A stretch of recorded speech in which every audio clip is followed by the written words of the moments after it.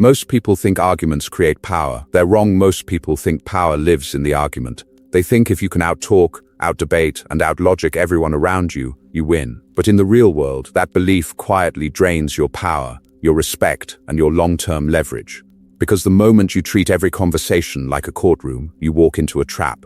A trap built on ego. A trap where your intelligence stops being a weapon and turns into entertainment for other people. Think about it. How many smart people do you know who are always arguing, always proving, always exhausted, and still stuck in the same position? Online, this trap is everywhere. You post one thoughtful idea, and instantly, someone appears, twisting your words, baiting you, demanding a reply. At work, you present a clear plan, and a foolish colleague interrupts, argues against points you never made, and drags the meeting into chaos. You bring facts, they bring volume. You stay calm, they get emotional. You appeal to truth, they fight for their pride. On the surface, it feels like a test of intelligence. You feel that pressure in your chest. If I don't respond, they win.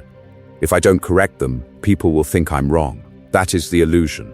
The real battle is not about who is right. The real battle is about who controls the frame, the attention, and the energy of the room. You see, constantly needing to be right is one of the fastest ways to lose control.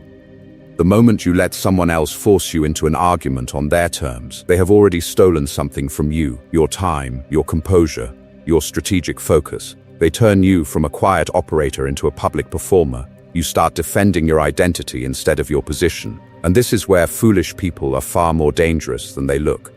They know how to poke your ego, even if they cannot follow your logic. They interrupt you, misquote you, laugh at you, question your competence in front of others, not because they care about truth, but because they want a show. The more intelligent you are, the easier it is to trigger you, because your mind is attached to being seen as intelligent. This is why arguments with foolish people feel so draining. You are not debating ideas. You are wrestling with someone's insecurity. No amount of evidence can fix a wounded ego that is fighting for validation. Machiavelli understood this centuries ago. The real sign of intelligence, he suggested, was not brilliant speeches, but the ability to preserve power while others chased applause. The people who quietly win influence are rarely the ones loudly winning public arguments. In this video, you are going to learn how to stop playing the ego game. Now, let's begin with the first shift, seeing every argument as a test of your control, not your correctness. When logic meets loudness, why you keep losing power. Seeing every argument as a test of your control sounds powerful. Until you walk away from a conversation thinking, how did I just lose to that person? You had better facts, better logic, better awareness of the truth, and yet somehow they walked away looking strong while you looked frustrated. Think about it. You show up with data, they show up with volume. You lay out clear timelines and evidence. They raise their voice and flood the room with emotion. You try to keep the conversation grounded. They turn it into a performance. By the end, nobody remembers your points. They remember who looked dominant. You see, most people are secretly watching a different game. On the surface, the argument is about who is right. Underneath, the real contest is who looks weak. The moment the conversation shifts from truth to status, logic loses its power. Intelligent people feel this shift as a knot in the stomach, that sense that no matter what you say, the other person's ego will not let them lose. Picture a meeting at work. You calmly explain why a project is risky. You have numbers, projections, even examples from other companies. Then a louder colleague cuts in. No data, no details, just confidence. That's too negative. We need to be bold. They interrupt, they oversimplify, they talk over you. The room laughs with them, nods with them, and your careful logic gets drowned in their performance. Later, when the project fails, everyone quietly admits you were right. But in that moment, the social win went to them. The same pattern shows up in families. You try to have an adult conversation about boundaries. You speak calmly, they get dramatic. You say, here's what happened. They say, so you're calling me a bad person? You clarify, they twist your words. You stay measured, they escalate tears, shouting, or cold silence. The argument stops being about the original issue and becomes a test of loyalty, guilt, and emotional submission. In friend groups and online, it's even worse. You write a thoughtful comment, they reply with sarcasm and outrage. You ask a precise question, they move the goalposts. You bring research, they bring memes and mockery. The crowd rewards entertainment, not accuracy. Your attention and energy get drained, while their ego gets fed by every reaction you give. This is why these conversations feel so expensive. You lose time, you lose emotional control, and you quietly lose reputation. To bystanders, you start to look easy to bait, the person who can always be dragged into an argument. The foolish person walks away feeling validated. You walk away replaying every sentence, wondering where your logic failed, when the real failure was engaging on their terms at all. The real sign of intelligence is not winning that kind of argument. It is recognizing, early, that the game has changed from truth to power, and refusing to play. But how do you do that when the other person controls the room, the volume, and the narrative? That is where Machiavelli becomes dangerous in your hands. The hidden cost of being the rational one. This is where highly intelligent people secretly lose. They walk into an argument assuming everyone is chasing the same thing they are: truth, clarity, mutual understanding. On paper, that sounds noble. In real power struggles, it is one of the fastest ways to hand control to the most shameless person in the room. You see, you enter the conversation like it is a joint investigation. You bring logic, they bring ego. You ask, what is actually true here? They ask, how do I avoid looking weak in front of these people? You are playing to solve the problem. They are playing to protect their image. Those are not the same game. Think about it. Have you ever laid out clear facts, step by step, and watched the other person ignore every point and pivot to something emotional? You show evidence, they complain about your tone. You clarify, they accuse you of overreacting. You stay calm, they raise their voice and look around for an audience. At that point, this is no longer a search for truth. It is performance. This is why your intelligence becomes a trap. You keep assuming that if you explain yourself one more time, if you refine your argument, if you stay rational enough, they will finally understand. But they are not trying to understand. They are trying to win the crowd, protect their ego, or assert dominance. You are playing chess while they are playing wrestling. And you keep wondering why they keep grabbing the board and throwing it off the table. In wrestling, the crowd does not care about the rules of chess. They care about who looks stronger, louder, more confident.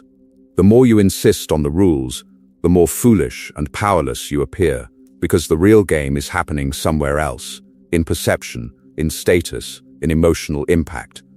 So you need a new objective. The goal is no longer proving you are right. The real sign of intelligence is protecting your energy, your reputation, and your long-term leverage in the room. Power is not about winning today's argument. Power is about walking out of that room with your options intact and your emotional state under control. Here is the pattern interrupt. Every argument has a hidden price tag. It costs attention. It costs time. It costs emotional stability. Powerful people are ruthless about what they spend those on. They do not pay full price to correct every lie. They do not bankrupt their focus to defeat every foolish comment. The moment you start asking, what is this argument going to cost me? The dynamic shifts. You stop chasing validation and start making investments. You begin to walk away from ego battles that damage your reputation, and you save your strength for fights that actually move your life forward. Now, let's begin turning that awareness into strategy. If you cannot change the game they are playing, you change the battlefield you are standing on. In the next section, you will see how underdogs quietly do exactly that. Machiavelli's real lesson. Power isn't about being right. Machiavelli would agree with you on one thing. Walking straight into the front door of power when you are the weakest person in the room is suicide. The real game is not played on the surface where people shout about who is right. The real game is played underneath, where someone quietly decides what everyone will pay attention to next. You see, most people hear the name Niccolò Machiavelli and picture a cartoon villain. Poison, betrayal, endless cruelty. But look at the world he lived in. Fragile city-states, unstable courts, princes here today, executed tomorrow. He was not writing for invincible emperors. He was writing for leaders who could be destroyed by a single mistake, and for weak states surrounded by stronger enemies. This is why his work is so dangerous and so useful for you as an underdog. Machiavelli understood something most people never learn. Power is not about proving that you are right in an argument. Power is about directing energy. Power is about deciding where the next action goes, whose voice gets heard, and which problem everyone suddenly treats as urgent. Think about it. You bring logic, they bring status. You bring facts, they bring louder opinions. You argue for truth, they argue for their ego. If you keep fighting on that surface level, you lose, because the battlefield has been chosen to favor them. The moment you accept their frame, you are already playing the wrong game. The Machiavellian mind does something different. It steps back, it watches. It studies the emotional battlefield before saying a single word. Who is actually important here?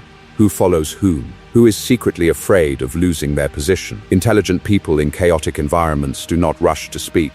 They calculate when their words will actually move reality and when silence keeps them safer. This is not about being evil. It is about being strategic in environments where direct confrontation with stronger players is suicidal. Machiavelli advised weaker states to avoid open war with powerful neighbors, to use timing, alliances, and perception instead.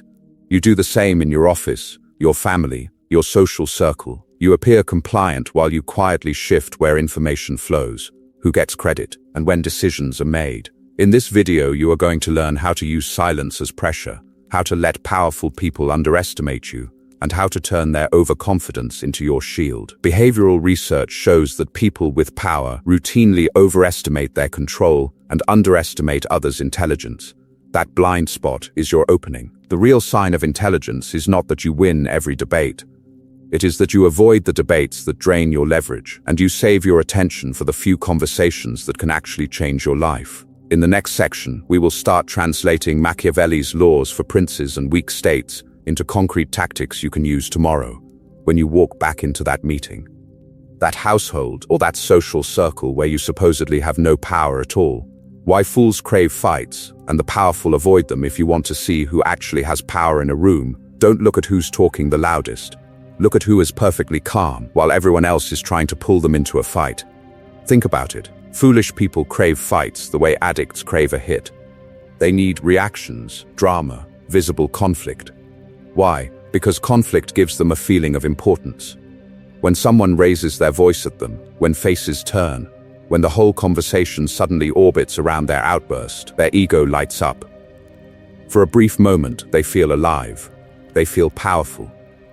You see, attention is the real currency of power, not titles, not job descriptions. Attention, the person who can pull the room's focus, even through chaos, feels powerful, even when they are completely wrong on the facts.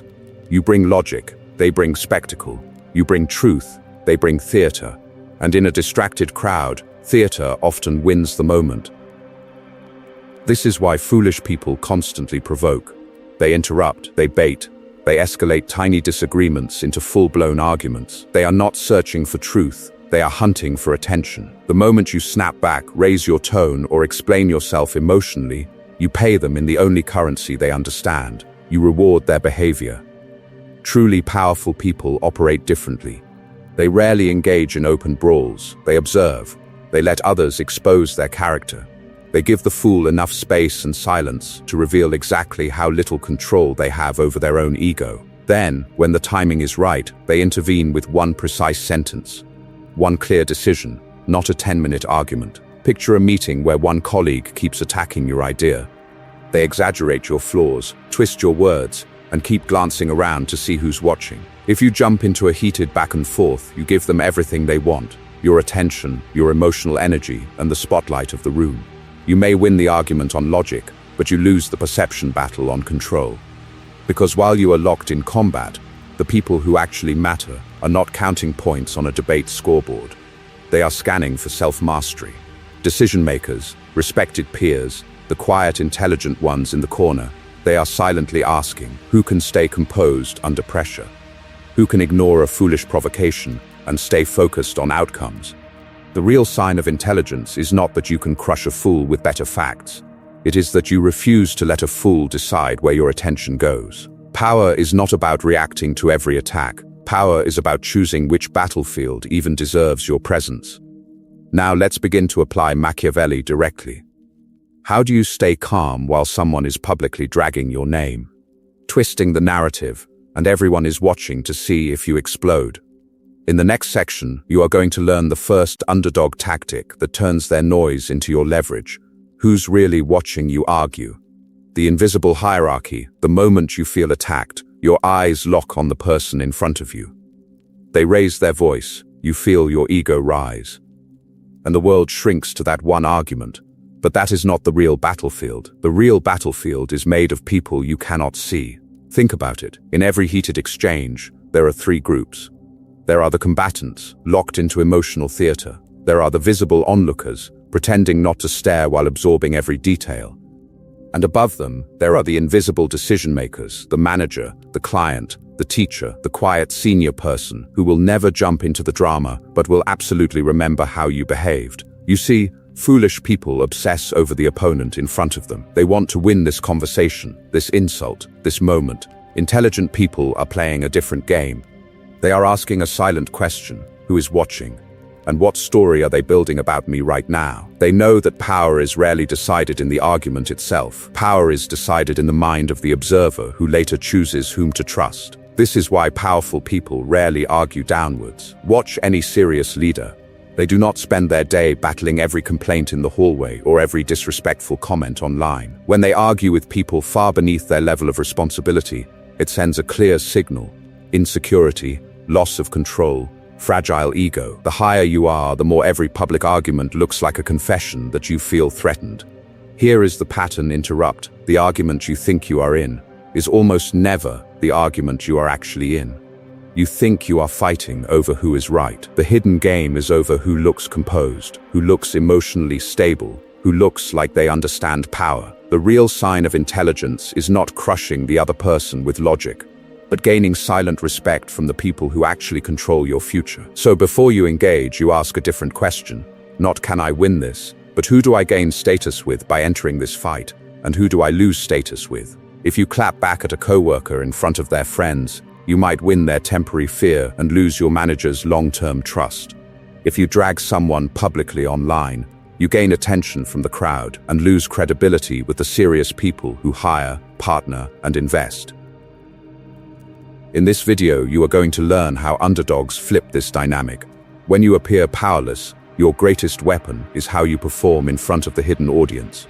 From this point on, every conflict becomes a stage test. In the next section, you will see exactly how to act like the person the powerful silently respect, even when you have zero official authority and no one expects you to matter. 8. Machiavellian plays for the intelligent underdog. From this point on, every conflict becomes a stage test. So now we need a script, not a vague mindset. A concrete playbook. In this video, you are going to learn 8 Machiavellian strategies built specifically for intelligent underdogs who feel outgunned in every conversation, every meeting, every family drama. Most people respond to power by arguing harder. They raise their voice, repeat their logic, and hope truth will magically win. Think about it. Has that ever consistently worked with people whose ego is on the line? This is why you need a different approach. These strategies are about winning without arguing, without endless explanations, and without turning yourself into the villain of the story. You see, Machiavelli's real lesson for the week was not be evil, it was stop fighting on the enemy's terms. You do not beat a stronger opponent by proving you are right. You beat them by making their strength irrelevant. That is the real sign of intelligence in power games. You conserve your energy, you protect your attention, and you quietly move the outcome in your favor while everyone else is busy performing. So here is what we are going to break down. First, hidden power, how to use perception, alliances, and the silent majority in the room so that the person who underestimates you hands you leverage without realizing it. Second, strategic obedience, how to appear compliant while you quietly shift the battlefield to terrain where their title matters less and your preparation, timing, and self-control matter more. Third, information control, how to use silence, ambiguity, and selective disclosure so that powerful people overextend, reveal their real intentions, and expose weaknesses you can exploit later. Fourth, indirect attacks, how to use timing, third-party pressure, and subtle framing instead of direct confrontation when you lack formal authority and open conflict would only damage you. And finally, exit power, how the credible threat of walking away from a job, a relationship, or a social circle flips the dynamic, even when you start at zero. Behavioral research shows that the person with clear alternative almost always negotiates from a stronger position. The moment you have a real exit, you stop begging for respect and start choosing where your energy goes. Understand this clearly. These strategies are not about humiliating others or turning you into some cartoon villain. They are about protecting your power, your time, and your mental stability in environments that reward the loud and punish the thoughtful. You will learn how to stay calm while foolish people burn their own credibility. As we go through each play, track yourself. Which strategy fits your workplace right now? Which one fits that family member who never listens? Which one fits the friend group where you are always explaining yourself? The moment you match a strategy to a situation, you gain control. Now, let's begin with the first Machiavellian play, how to weaponize hidden power when everyone assumes you have none.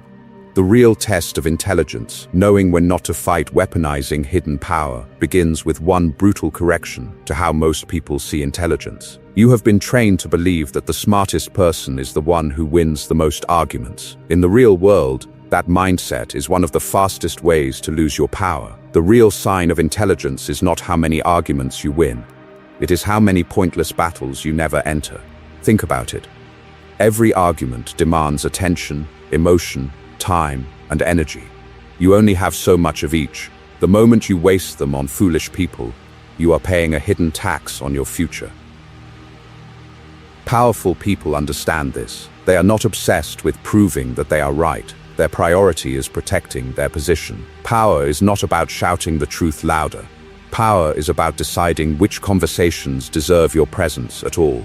You see, the person who drags you into every debate already controls you. They decide your focus. They decide your emotional state. Machiavelli advised weaker states to avoid direct war with stronger ones, not because the weaker side lacked courage, but because direct conflict handed the battlefield to the enemy's strength. The intelligent ruler conserved soldiers, gathered information, waited for timing, used alliances and perception instead of raw force. You are in the same situation every day, only your battlefield is meetings, messages, and social media arguments. In those rooms, the smartest person is often not the one talking the most. It is the one who lets others talk themselves into weakness while they quietly collect information. You watch who interrupts, you notice who exaggerates, you observe who needs to look powerful.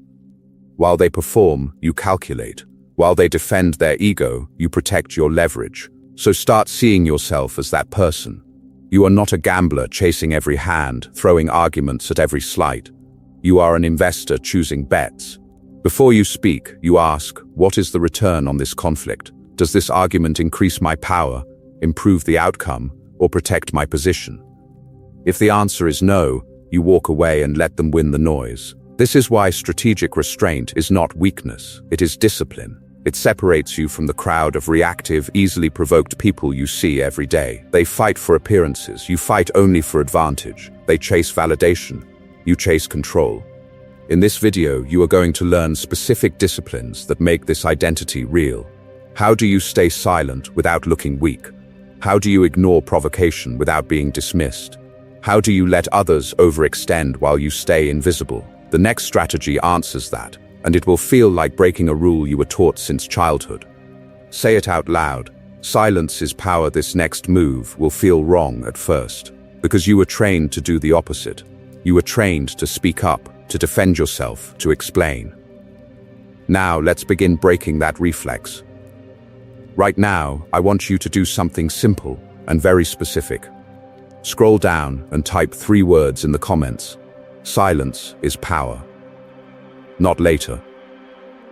Not when you feel like it. Do it now. Think about it. Your fingers hitting those keys are not only feeding the algorithm, they are signing a tiny contract with a new identity. The moment you write silence is power, you are declaring who you are choosing to become. The person who no longer gets dragged into every argument, every pointless conversation, every ego battle that drains your energy and gives you nothing in return. You see, intelligent people don't wait for a perfect situation to change. They make small, visible commitments that shift how they see themselves, and then they start acting in alignment with that new role. Most people still believe silence means you lost. They believe that if you do not respond, you are defeated by the other person's logic or confidence. This is why they keep talking. This is why they chase every comment, every accusation, every passive-aggressive remark. They are terrified of appearing weak. But the real sign of intelligence is different. Power is not about speaking more. Power is about choosing when your voice actually matters. So when you write "silence is power," you are not promising to be quiet forever. You are promising to be selective. You are promising that the next time your coworker tries to bait you into a public debate in front of the team, you will not perform for the crowd. You will let them talk. You will let them over-explain, contradict themselves, and reveal their insecurity while you stay composed. Picture a family argument where everyone is raising their voice at the dinner table. You used to jump in, defend yourself, explain your truth. You bring logic, they bring louder emotions. Now you remember 3 words. You breathe. You let the noise pass over you. Later, in a calm one-on-one, you say one clear sentence that actually changes behavior. Silence first. Precision later. That is control. The same thing applies online. Someone leaves a foolish, aggressive comment trying to drag you into a spiral. Before, you would respond, argue, refresh, waste an hour of attention. Now, you see the trap. You remember what you typed. Silence is power. You move on, and their ego starves. Here is the pattern interrupt. Silence is not only defensive. Used correctly, it becomes a weapon. When you stop filling the air with explanations, other people rush to fill the gap. They reveal their fears, their motives, their weak spots, while you say almost nothing. In the next strategies, you are going to learn exactly how to use that silence to make powerful people overextend, miscalculate, and hand you leverage they never intended to give you. From theory to tactics, your first Machiavellian move now that you understand the trap of arguing, this is where everything changes. Up to this point, we've been in theory, power dynamics, ego, silence. But from this moment on, we move into tactics, concrete moves, real strategies you can use the next time someone tries to drag you into a foolish argument where logic has no authority. You see, these tactics are not designed for peaceful, rational conversations with intelligent people who care about truth. Those are rare, and you already know how to handle them. These tactics are for the boss who talks over you, the relative who explodes when challenged, the coworker who twists every conversation to protect their ego and status. They are for people who do not play fair. Think about it. When you deal with those people using normal rules, you always lose. You bring facts, they bring volume. You bring logic, they bring drama. You stay calm, they escalate until everyone is paying attention to them. This is why arguing feels so exhausting. You are trying to play chess against someone who keeps flipping the board. So let's be clear about the context. You are not here to become a tyrant. You are not here to dominate every room or crush every person who disagrees with you. The goal is much simpler and far more dangerous. You are here to survive, to protect your energy, and to quietly reverse power dynamics in situations where you start at zero. Machiavelli never told the weak to fight stronger opponents head-on. He told them to change the game. Strategic obedience, alliances, timing, deception. In this video, you are going to learn how to apply that mindset to everyday conversations. At work, in your family, in your social circle, anywhere someone believes they can control you because they talk louder or hold a title. Before we dive into strategy number 1, do something important. Bring one specific conflict to mind, one situation where you feel powerless, a manager who dismisses your ideas, a partner who always has to win the argument, a friend who uses guilt to control you. Hold that situation in your head. As we go through each strategy, you are going to test it against that exact scenario. The real sign of intelligence is not how fast you can respond. It is how precisely you can choose where not to respond. Strategy number 1 will show you the first filter, recognizing when logic is useless. The moment you see that the other person is defending ego, not seeking truth, you stop wasting your best weapon on the wrong battlefield. Because from here on, your goal is not to win the argument. Your goal is to win the outcome. And that starts with knowing when reason has no power at all. Strategy #1. Recognize when logic is useless, so strategy number 1 is not a clever line or a debate trick. It's a discipline. It's the ability to recognize very early when the other person is not searching for truth at all, but performing for validation and protection. This sounds simple. It is not. especially for intelligent people who were trained their whole lives to believe that the best argument should eventually win. You were rewarded in school for being accurate, for having evidence, for explaining things clearly. Think about it. How many years were you conditioned to believe that if you walk into a conversation with facts, you automatically hold the power? In the real world, that assumption quietly destroys your leverage. You walk into an argument thinking, if I just explain it clearly enough, they'll understand. You repeat yourself, you bring more data, you slow down, you simplify, you clarify. Meanwhile, their ego is screaming that if they accept your point, they lose status, they lose face, they lose control. This is why your logic bounces off. It's not that your reasoning is weak. It's that their identity is on the line. You see, the moment a person feels that accepting the truth would make them look foolish, subordinate, or exposed, the entire game changes. They are no longer debating ideas, they are defending themselves. Look at the emotional stakes. A manager refuses to admit a bad decision in front of their team because embarrassment would damage their authority. A friend doubles down on a lie because confessing would shatter their self-image as the honest one. A powerful person twists the story in a meeting because maintaining dominance in front of others is more important than accuracy. They are fighting for image, not information. Now, how do you recognize that shift in real time? You pay ruthless attention to behavior.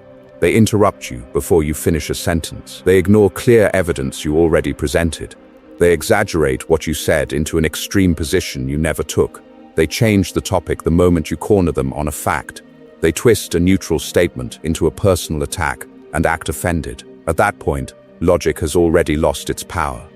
Intelligent people notice this shift early. They see that the conversation has turned into theater, a performance for an invisible audience.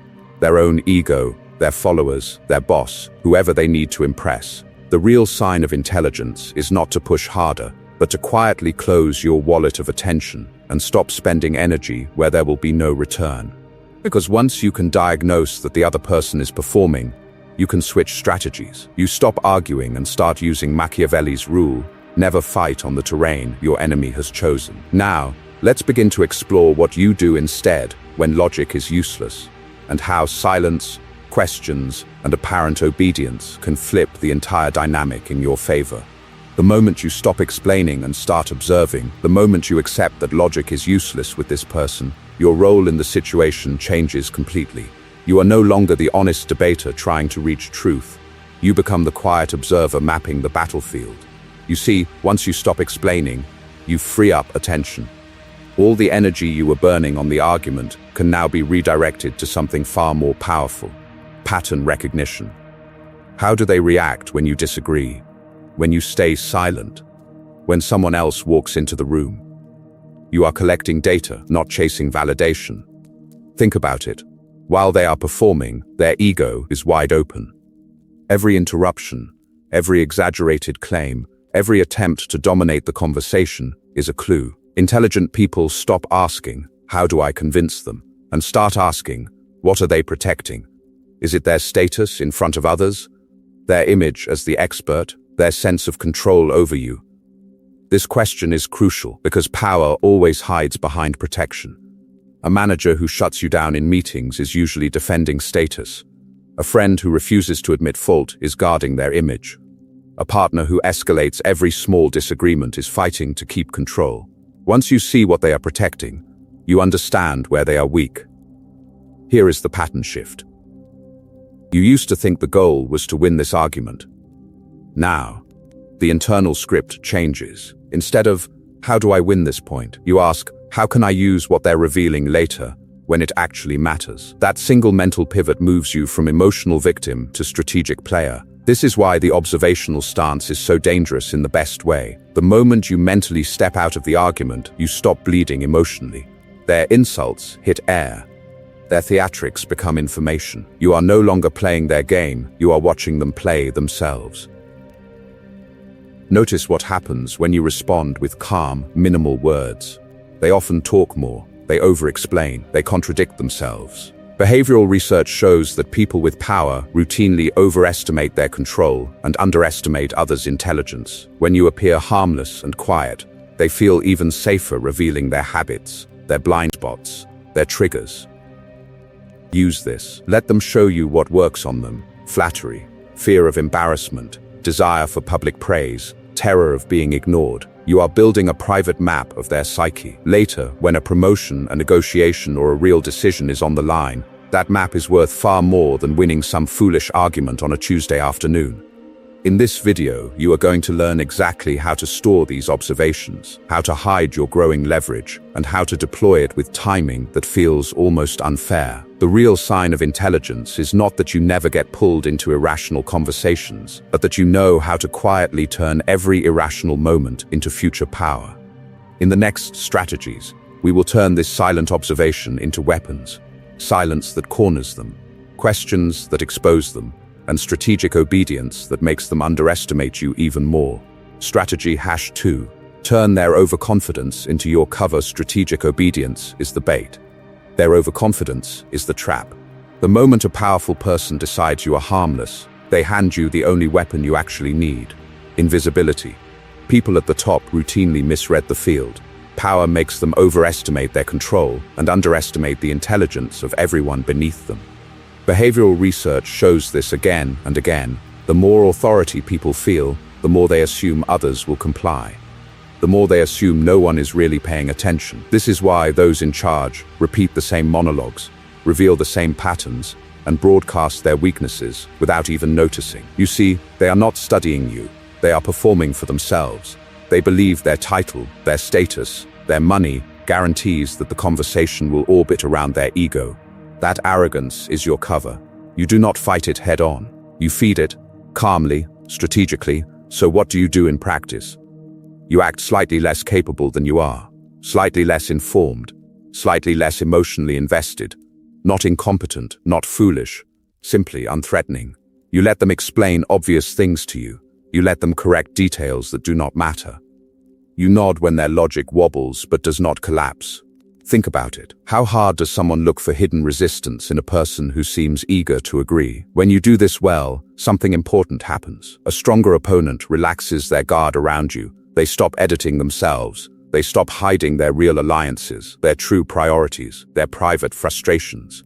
They start taking calls in front of you, venting in front of you, improvising in front of you. In their mind, you are background. In reality, you are surveillance. This strategic underestimation is not self-betrayal, it is information warfare. Machiavelli advised weaker states to avoid direct war with stronger ones and instead rely on deception, alliances, and timing. You are doing the same thing in human form. While their ego reaches for applause, your attention reaches for patterns: who they fear, who they favor, what they repeat when stressed, where their stories quietly contradict the truth. You are not playing dumb. You are refusing to advertise the full extent of your insight.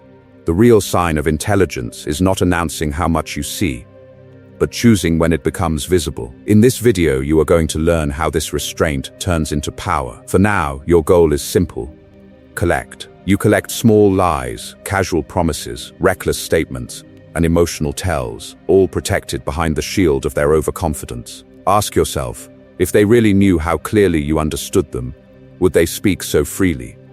Would they joke about bending the rules? Would they admit which metrics they quietly manipulate, which people they secretly despise? Most powerful people would not. But to someone who appears obedient, they confess without realizing they are confessing. This is why you never rush to use what you know. You store it. You let time stack their contradictions, because in a later strategy, you will see how a single, well-timed piece of information can flip an entire power dynamic in one controlled move. How power blinds the powerful and frees you. And here is what most people never understand about that pile of contradictions you're collecting. The person on the other side literally cannot see it. Power doesn't only give them control over resources. Power distorts their perception of reality. Behavioral research shows that when people feel powerful, they routinely overestimate their control over outcomes and underestimate everyone else's intelligence. Think about it. Give someone a title, a corner office, constant praise, and watch what happens to their mind. At first, they still remember what it felt like to be questioned. But over time, the compliments become automatic, the meetings become staged, and the conversations become one-directional. People laugh at their weak jokes. People nod at their bad ideas. The feedback loop collapses. They stop hearing truth. and start inhaling their own narrative. You see, this is not an accident. Hierarchies create a bubble. The higher someone climbs, the more their environment filters reality for them. Assistants smooth the edges. Subordinates soften the language. Critics are removed from the room. The result is a leader who believes they are more intelligent than they are, facing followers they believe are more foolish than they are. That gap between their confidence and the actual situation is your hidden terrain. This is why your apparent powerlessness is so deceptive. On paper, you have no authority. In practice, you have something far more dangerous. You can move almost invisibly inside their bubble. While they perform, you observe. While they talk, you track patterns. You notice which rules they break, which promises they repeat, which people they secretly fear. You quietly gather receipts, timelines, and contradictions. Knowing that every arrogant decision they make without real feedback increases your leverage later. Imagine a manager who loves to improvise, who dismisses data, who rolls their eyes at warnings. They feel untouchable. Research shows that people in this state literally pay less attention to subtle cues from others. That means your silence, your neutral face, your obedient sure. We'll do that barely registers as a threat. The moment you stop trying to argue and start using their overconfidence as camouflage, the entire power dynamic shifts in your favor. Their arrogance is not only annoying, it is your invisibility cloak. Because they assume you are no danger, they reveal more than they should in casual conversation. They complain about superiors. They confess to cutting corners. They brag about bending rules. They treat you like a harmless audience member in the theater of their ego, not realizing you are memorizing the script. The real sign of intelligence is not to attack that ego too early. It is to let it grow, to let it overextend, to let it document its own weakness in public and in writing. Because the more they underestimate you now, the more violent the power flip will feel when you finally decide to act. And in the next part, you will see how to choose that exact moment. Pattern break. Stop trying to impress powerful people. And here is the next trap intelligent underdogs fall into. The moment they notice that ego overextending, they rush in to prove how smart they are. They cannot resist the performance. They start debating, correcting, showcasing their knowledge to the very people who will later decide their fate. You see, this urge feels noble. You want your boss to see you as brilliant. You want your parents to finally admit you were right. You want the social leader in the group to recognize your logic and your truth. Think about it. How many late-night arguments, long emails, or over-explained messages have you crafted, not to change reality, but to impress the person holding power over you? You bring facts, they bring status. You bring data, they bring tone. You bring calm logic, they bring social pressure and a bigger audience. In that kind of conversation, the more you try to shine. The more you look like you are auditioning. The more you explain, the more they feel superior for allowing you to explain. This is why trying to impress powerful people usually backfires. It signals that your attention is for sale. It shows that your energy is easily redirected by a raised eyebrow, a small compliment, or a threat of disapproval. To someone who understands power, that reads as, this person is useful, this person is reactive, this person can be controlled. Here is the pattern interrupt. What if your job is not to impress them at all? What if your job is to study them? In this video, you are going to learn to stop acting like a performer on stage and start operating like a strategist in the shadows. Your role is not the eager genius trying to win the argument. Your role is the quiet observer collecting data, mapping alliances, and waiting for the battlefield that favors you. Imagine a meeting where the senior manager dominates every conversation. The smart kid tries to argue, gets cut off, looks emotional, and walks out drained. The strategist asks one precise question, listens to every insecurity hidden in the answer, and says almost nothing. Later, they share those observations with the right colleague at the right time, and suddenly the untouchable manager faces pressure from above, not from you. The real sign of intelligence is to stop chasing validation from those above you and start building independent sources of power, skills that travel, allies outside their circle, information they do not have.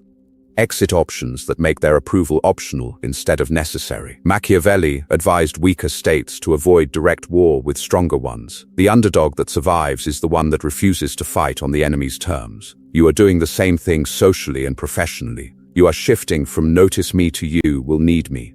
This is not a small behavioral tweak, it is an identity shift.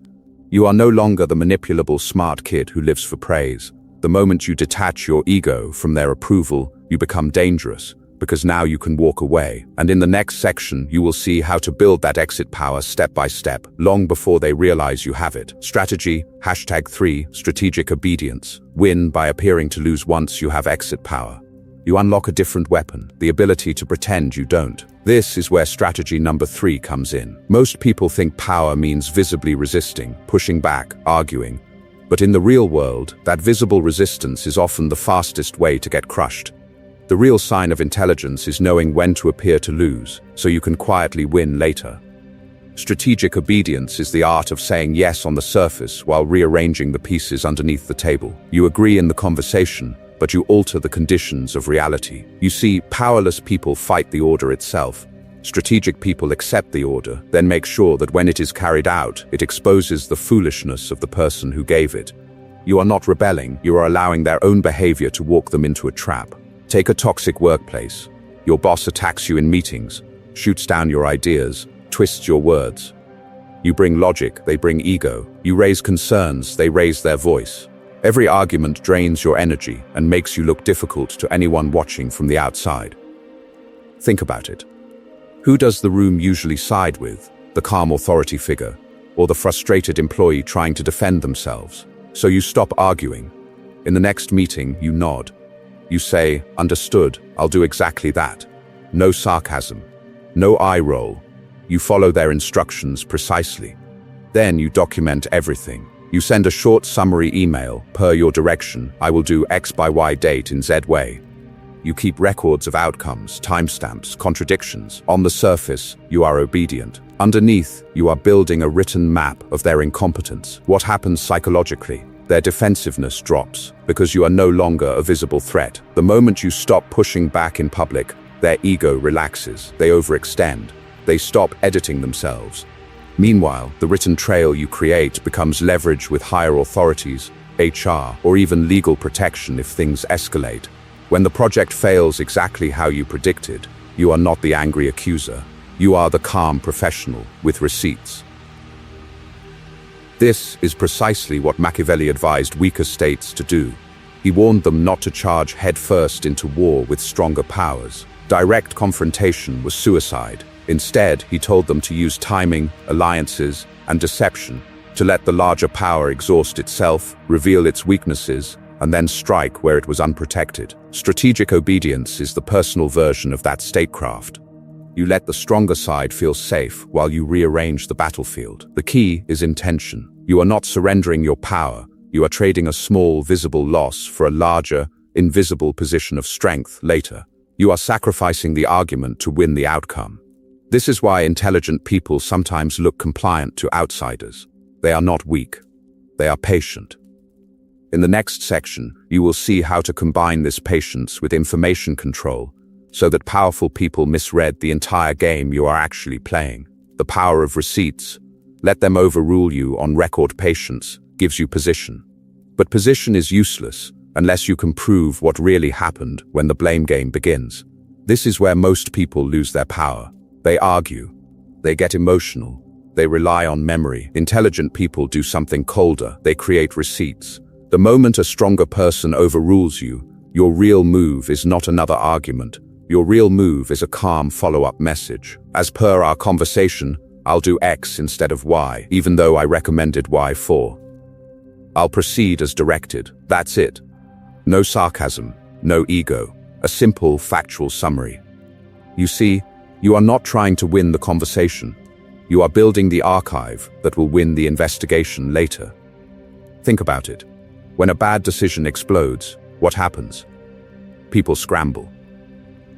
Stories change. I never said that. We all agreed.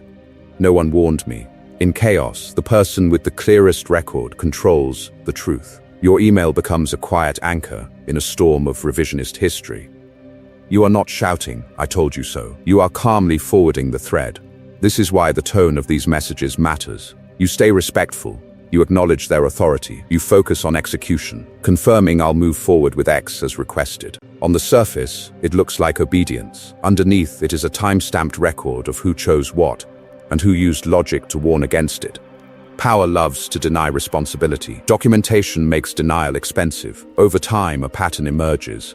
Decision after decision, your recommendations are overruled, the outcomes fail, and the receipts line up in a neat row. One email can be dismissed. 10 emails, spread across months, all showing the same dynamic. That is no longer a complaint. That is a case. When higher-ups finally start asking, how did this keep happening? You are not speculating. You are presenting evidence. Notice how this flips the dynamic. You used to be the difficult one who questioned things. Now, on paper, you are the calm professional who raised reasonable concerns and then executed orders with full effort. You bring facts, they bring louder opinions. You bring documented logic, they bring fading memories. The real sign of intelligence is that you let the receipts speak while you conserve your energy. And you never gloat. You do not weaponize "I told you so" in the meeting. You let other people connect the dots. When a director reads, "As per your instruction, I proceeded with X despite recommending Y," you do not need to add commentary. Silence, plus proof, is far more devastating than an emotional argument ever was. In this video, you are going to learn how this habit becomes even more powerful when you combine it with alliances and timing. What happens when your quiet archive matches the private frustrations of other overlooked people? What happens when those threads surface at the exact moment a powerful person is already under pressure?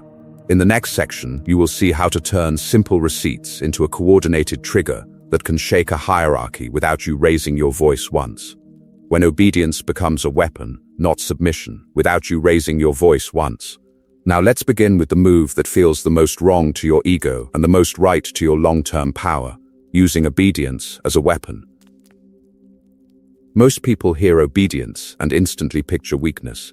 They imagine being a doormat, nodding along while foolish people make terrible decisions. But strategic obedience is the opposite of surrender. It is the decision to comply when resistance would create noise, drama, and punishment, without changing the outcome at all.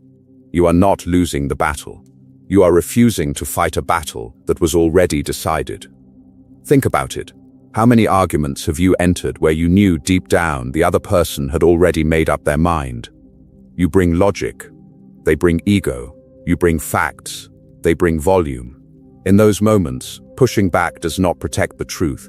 It only paints a target on your back as difficult, while nothing in the real situation improves. This is why you need a simple mental filter. Obey when the cost to you is reversible, and when obedience will expose the other person's pattern to important observers. If the order wastes an afternoon but not your career, if the instruction is stupid but not unsafe, you comply calmly and let reality do the arguing for you. The real sign of intelligence is knowing when to let a foolish plan run until it incriminates its creator. Picture a manager who ignores every warning and demands a rushed launch. You could fight, escalate, and drain your energy in a public argument, or you document your concerns once, follow the directive, and stay professional. When the failure arrives, who looks emotional and who looks controlled? Who loses credibility and who gains quiet trust from the people who actually matter? You see, this tactic is not for every situation. There is one hard line: physical danger and abuse. If obedience puts your body or basic safety at risk, the strategy is not compliance, it is exit. In those environments, you do not play Machiavellian games. You protect yourself. You plan your way out. You involve help if you can. Power games only matter when you are safe enough to play them. Used in the right context, strategic obedience becomes an energy shield. You conserve your attention instead of feeding endless confrontation. You stay out of pointless conflict while the other person burns their reputation by overreaching, overpromising, or overreacting. The moment you stop needing to win every conversation, you start winning something more important: control over how you are perceived. And here is the pattern interrupt. In rigid hierarchies, the most feared player is rarely the loud rebel. It is the quiet subordinate who appears compliant, remembers everything, and chooses their moments. In this video, you are going to learn how this single shift, from reflexive resistance to deliberate obedience, sets up the next move, turning those small, obedient yeses into a pressure point that even the highest authority cannot ignore. Strategy #4. Control information, not people. Those obedient yeses give you access to something far more valuable than open defiance ever could: information. Powerless people try to control behavior. Intelligent underdogs learn to control information. Think about it. Who actually decides what others do? The one shouting orders, or the one deciding what those orders are based on? When you have no formal authority, trying to control people directly is a losing game. They do not have to listen to you. They do not have to obey your logic. They can ignore your messages, dismiss your arguments, and walk away from any conversation that threatens their ego. The moment you chase their attention, you hand them control. This is why the underdog's objective must change. You stop trying to move people. You start trying to move what people see. You see, behavior is downstream of perception. Perception is built on information, what they know, when they know it, and how it is framed. You may not control their decisions, but you can influence the menu of options they believe they have. You can decide which facts arrive on their desk, which warnings reach their ears, and which details stay in the dark long enough for them to reveal their true nature. Machiavelli understood this clearly. In politics and in hierarchies, the perception of strength often matters more than actual strength. If people believe you have allies, resources, or alternatives, they treat you with caution. If they believe you are isolated and desperate, they treat you as expendable. What creates those beliefs? Information flow. Rumors, reports, who speaks to whom, and who stays silent at the crucial moment. So instead of trying to command, you begin to curate. You use silence as a weapon. You let foolish people speak first, over-explain, and expose their blind spots. You use ambiguity, not to confuse everyone, but to prevent powerful egos from accurately mapping your intentions. You share selectively, revealing enough truth to be trusted, while withholding the timing, the context, or the full picture that would give them total control over you. Picture a domineering coworker who steamrolls every meeting. You do not argue with them in public. You do not get dragged into a loud performance where volume beats logic. Instead, you pay attention. You notice the one person they actually respect, the manager whose approval they crave. Quietly, at the right moment, you share a key piece of information with that manager.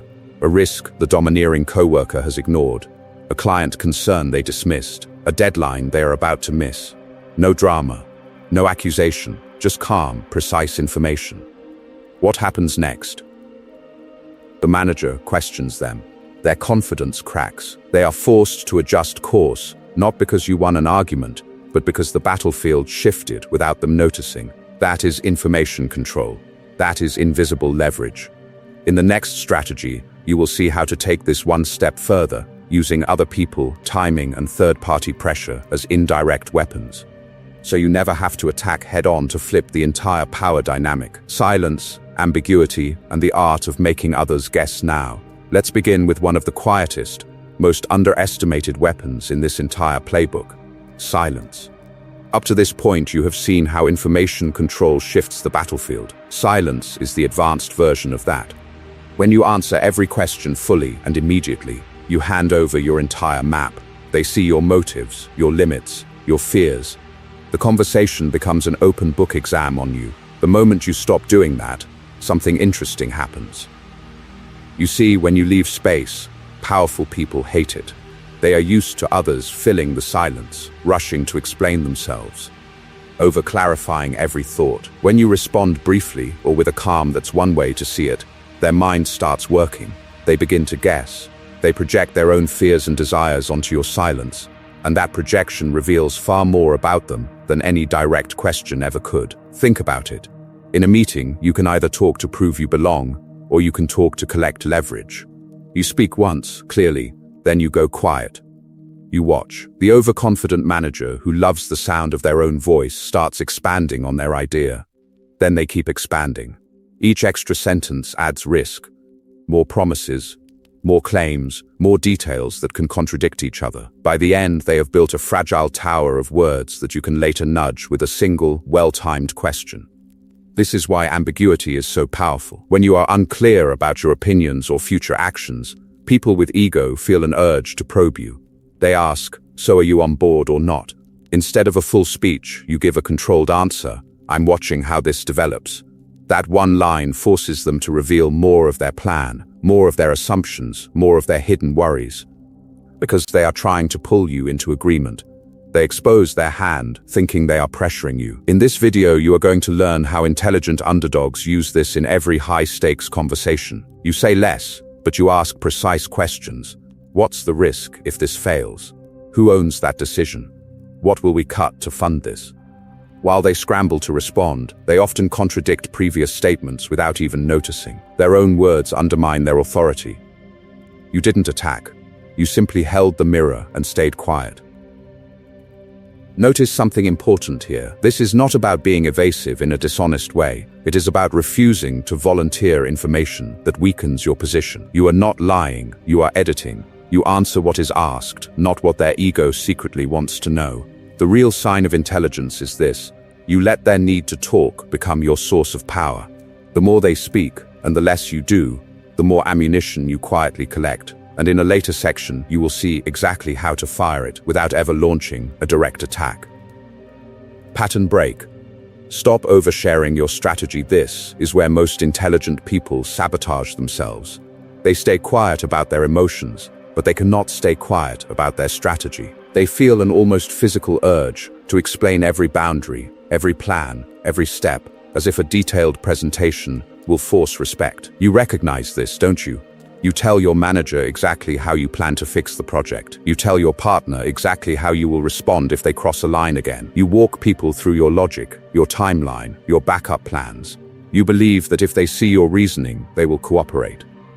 Think about it. Has that actually given you more power, or has it simply given them a clearer map of how to control you? You see, in balanced relationships, transparency can build trust. But in power-imbalanced situations, transparency often becomes a gift to the other side. You reveal where you're going, they quietly set up roadblocks. You show your fears, they know exactly which buttons to press. You announce your deadlines, they know when to stall. The moment a stronger player can predict you, your leverage dies. This is why Machiavelli warned weaker states not to reveal intentions to stronger rivals. Once your strategy is visible, a powerful opponent does not need to crush you directly. They simply adjust, delay, or redirect you until your energy is gone. The same thing happens in an office, in a family, in a negotiation. You talk, they listen. You reveal, they calculate. You feel honest, they feel prepared. So you need a pattern break. Starting now, you stop narrating your long-term plans. You stop defending every boundary with a TED Talk. You stop turning every decision into a public debate. Instead, you describe the next necessary action. Nothing more. Here's what's happening today. Here's what I can agree to right now. Short, clear, boring, the conversation gets less theater, more facts. Ask yourself a simple test before you speak. If I reveal this, does it actually increase my control, or does it only make me feel understood? If it does not help you and could be used against you later, you keep it. You hold it like a card in a game. You do not lie. You edit. You give information the way a strategist gives ground, only when it creates a better position. Pattern interrupt. Imagine walking into your next difficult conversation and saying half of what you usually say, then half again. What happens? At first, people push for more. They ask. They probe. They complain that you're being vague. Good.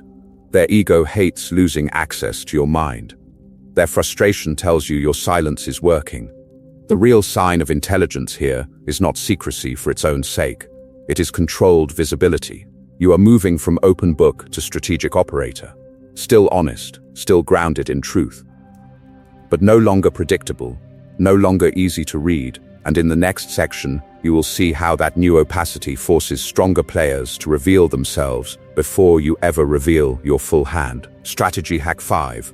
Attack indirectly. Never charge the front door. Opacity is power. Once people cannot read you, they cannot predict you. And once they cannot predict you, you gain the freedom to attack without ever looking like you are attacking. Most people do the opposite. They feel disrespected, so they charge the front door. They confront the boss in a meeting. They call out the unfair teacher in front of the class. They fire off the angry email to the client. Think about it. How often does that end with the powerful person humbled, apologizing, and changing their behavior? Almost never. When you lack formal authority, direct attacks are suicide missions. You see, the hierarchy is designed to protect the person above you. You go at them head-on, and the system snaps shut like a trap. They label you emotional, unprofessional, not a team player. HR files your complaint, then quietly warns them. They get more careful. You get isolated. Their power is reinforced. your reputation bleeds. This is why Machiavelli warned weaker states to avoid open war with stronger ones. The stronger side controls the battlefield, the narrative, and the resources. The weaker side that charges straight ahead does not die heroically, it disappears. The real sign of intelligence is refusing to fight on terrain where you cannot win, no matter how righteous your anger feels in the moment. So what does an indirect attack look like in real life? You do not argue with the toxic manager in front of everyone. You collect patterns, dates, messages, specific incidents. You quietly align with others who have been burned. Not gossip, evidence then, instead of a lone emotional complaint. Upper management or HR starts seeing a consistent story from multiple directions. The pressure does not look like you versus them, it looks like reality versus their behavior. Notice the shift in power. You say less in public. You conserve your energy. Meanwhile, their ego keeps them performing. They interrupt. They disrespect. They overplay their control in front of witnesses. You let them talk. You let them write the report against themselves. By the time the right people see the full picture, your attack is simply the truth, organized. Machiavelli's playbook for underdogs is alliances, deception, and timing. You do not lie about what happened. You redirect where and when the confrontation occurs, instead of a loud argument in a meeting. The real conversation happens in a quiet office with someone who outranks them, or in a performance review they did not see coming. The goal is not revenge, the goal is cost. Your strategy is to make their bad behavior so expensive, so publicly risky, that continuing it is no longer rational. The moment the powerful person realizes that every foolish move creates consequences from multiple sides, the dynamic reverses. They start calculating. They start hesitating. And in the next section, you will see how to add one more weapon to this pressure. The power of a credible exit, even when you start with almost nothing. Proxies, allies, and the power of I'm not the only one pressure from multiple sides is powerful. But if all that pressure has your face on it, the system still knows exactly where to aim. The next move is to disappear your ego from the equation and let structures, patterns, and other people carry the weight. A lone complainer is easy to crush. You raise an issue. They label you emotional, difficult, not a team player. The powerful love one-on-one arguments because they can reduce everything to your personality instead of their behavior. You see, one voice can always be dismissed as an exception. A pattern reported by multiple people becomes a problem they cannot ignore without looking foolish themselves. So what do you do when you feel like the only one who sees the abuse, the disrespect, or the manipulation? You do not rush to the podium. You start by quietly comparing notes. You ask calm, simple questions. Have you noticed this too? Has he done that with you? Does she always react like this? You are not gossiping. You are gathering data. The moment the stories line up, you move from isolated victim to pattern detector. Think about it. This is why intelligent underdogs study behavior like investigators, not like plaintiffs. You look for consistent actions, not one dramatic incident. Same comments, same double standards, same public humiliation, repeated across different people and moments. When 3, 4, 5 people describe the same experience with the same person, you no longer have a complaint. You have evidence of a system. Now, when it is time to speak to authority, you do not walk in with I have a problem. That invites an argument about your feelings, your attitude, your supposed lack of resilience. Instead, you shift the frame. Several of us have noticed a pattern. Multiple people have experienced the same thing. You move the conversation from your ego to their responsibility. An individual can be ignored. A pattern triggers risk, legal risk, reputational risk, operational risk. Power listens when risk appears. This same principle works outside formal hierarchies. In a friend group, a social circle, even a dating situation, direct confrontation often leads to drama, denial, and more ego. You bring truth, they bring performance. So you apply indirect pressure. You quietly shift your attention, your time, your presence toward alternative circles. You stop feeding their status with your constant availability. See, attention is a currency. When you redirect it, people feel the loss long before they admit it. At first, they mock it. Then they notice it. Then they chase it. The real sign of intelligence is understanding that where you place your time can say no louder than any argument.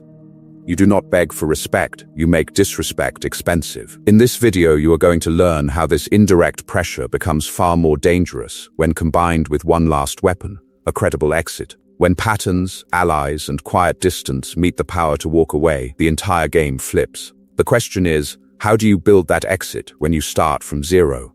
Pattern break. You don't need to be the hero of the story, you want that exit. First, you have to kill the fantasy that you will walk out as the celebrated hero. That fantasy is exactly how people with power keep you obedient. They let you dream of the big speech, the dramatic confrontation, the moment everyone finally claps for you. Think about it. How many times have you imagined standing up in the meeting, exposing the unfair manager, delivering a speech so sharp that the whole room turns and finally gets it? You see yourself as the one person brave enough to say what everyone is secretly thinking. In your head, the music swells, the camera zooms in, and the credits roll. In the real world, that person usually gets fired, isolated, or quietly punished. The visible hero pays retail for every act of defiance. The quiet strategist pays wholesale. Power loves a loud target because it is easy to frame, easy to discredit, easy to remove. The moment you step into the spotlight, you step into their crosshairs. This is why intelligent people in harsh environments rarely try to be the face of the rebellion. They become the architect of the environment instead. They collect information, map alliances, and understand timing. They let louder, more impulsive people play the role of public resistor, while they shape what actually happens behind the scenes. Picture a toxic team. One person explodes in a meeting, calls out the boss, and storms out. They spoke the truth, but they lose their position, their income, their access. Another person stays calm, takes notes, builds quiet relationships with higher leadership, documents patterns, and waits. Months later, when the company needs a reason to remove that boss, whose information suddenly becomes valuable? Not the hero, the architect. Detach from the need for credit. Ask a colder question. Did the behavior stop? Did the power dynamic shift? If the answer is yes, you already won, even if nobody knows you were involved. The real sign of intelligence is the ability to trade applause for actual control. Machiavellian strategy is not about applause and recognition. It is about survival, influence, and leverage. In this video, you are going to learn to measure success by outcomes, not by how dramatic your argument looked in the moment. You do not need a viral confrontation. You need a quiet, durable change in how people are allowed to treat you. So stop trying to be the knight charging across the board for glory. Become the person who designed the board, the person who placed the pieces, the person who decided which squares are safe and which are traps. Heroes win scenes, architects win games. Here is the pattern interrupt. Your new role is not the main character. Your new role is the game designer. Once you accept that, the next question becomes simple and dangerous. How do you redesign the board when every piece appears to belong to someone else? Strategy Sack 6. Exit power. The threat of walking away when every piece appears to belong to someone else. Your first instinct is to fight for a bigger piece. That instinct is wrong. The real power move is to build the ability to walk off the board entirely. Think about it. The moment you can leave without your life collapsing, the game changes, even if you never actually leave. This is exit power. Exit power is the credible ability to walk away from a job, a relationship, or a social circle without your entire identity and stability disintegrating. It is not bravado. It is not a dramatic announcement in the heat of an argument. It is a quiet structural reality in your life. If this ends, you will be fine. The powerful hate this because it removes their favorite weapon, your fear. You see, in negotiations, there is a simple concept that explains why some people always seem calm while others beg. It is called BATNA, best alternative to a negotiated agreement. The person with the stronger BATNA has more leverage because they are less dependent on any single outcome. When you have no alternative job, no other source of income, no other support system, your BATNA is zero, and everyone can feel it. When you have even a modest alternative, the leverage shifts. Most powerful people assume you have no alternatives. They assume you will tolerate disrespect because you need the paycheck, the relationship, the approval, the access. This is why they push, test, and escalate. But the moment you quietly build even small options, you flip their hidden assumption. You do not announce it. You let it leak through your behavior. You stop over-explaining. You stop chasing. You stop accepting every unreasonable demand. How do you build this when you start with nothing? You develop in-demand skills that other employers value, so one manager is no longer your entire universe. You nurture outside friendships, so one social circle cannot exile you into isolation. You save a small financial cushion, even if it is painfully slow, so one missed paycheck is not the end of your world. Each of these actions increases your exit power. Each one tells the truth. You have options. Notice what happens internally when you know you can leave. Your attention shifts from fear to evaluation. You stop asking, how do I keep them happy? And start asking, does this still deserve my energy? Your tone changes. Your body language relaxes. You become harder to manipulate because threats lose their teeth. The real sign of intelligence is not winning the argument. It is arranging your life so you never have to argue for basic respect. Here is the paradox. You rarely need to use exit power. The threat is enough. When a boss senses that you are not trapped, they become more careful. When a partner realizes you are with them by choice, not desperation, the dynamic sobers up. Intelligent people understand this. Control often appears the moment you no longer cling to it. So the question becomes, once you have exit power, how do you use it without provoking open war? In the next strategy, we move from the threat of leaving to the art of staying very still while other people overplay their hand. How having options silently changes your body language that stillness does something subtle but brutal to the dynamic. The moment you know you can walk away, your nervous system stops behaving like a hostage. Your body stops broadcasting panic signals. Your mind stops treating every interaction as a survival test. Think about it. When you feel trapped in a job, a relationship, or a social circle, every disagreement feels existential. You over-explain, you over-apologize, you rush to fix every mood, every silence, every hint of disapproval. Because your brain has tied their approval to your safety. That anxiety leaks through your voice, your posture, your eyes. It tells other people, you need them more than they need you. Exit power reverses that script from the inside out. Once you have even one credible alternative, your body relaxes, your shoulders drop, your breathing slows, you answer questions a little later instead of instantly defending yourself. You see, when your brain knows, if this goes badly, I still survive, it stops flooding you with fear and starts giving you back your logic. This is why your tone changes before your words do. You speak slower, you leave more silence in the conversation. You do not chase every misunderstanding, you do not sprint after every accusation. You stop trying to win the argument and start evaluating whether the argument deserves your attention at all. Intelligent people recognize this as the real sign of intelligence. Your energy follows your options, not your ego.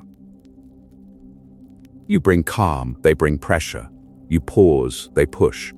You say, here's what I can do, and then you let the silence work, while they feel their control slipping and start revealing their true level of desperation. At that point, logic regains its power. Because you are no longer arguing to survive, you are selecting what you will and will not tolerate. Other people sense this shift long before they can explain it.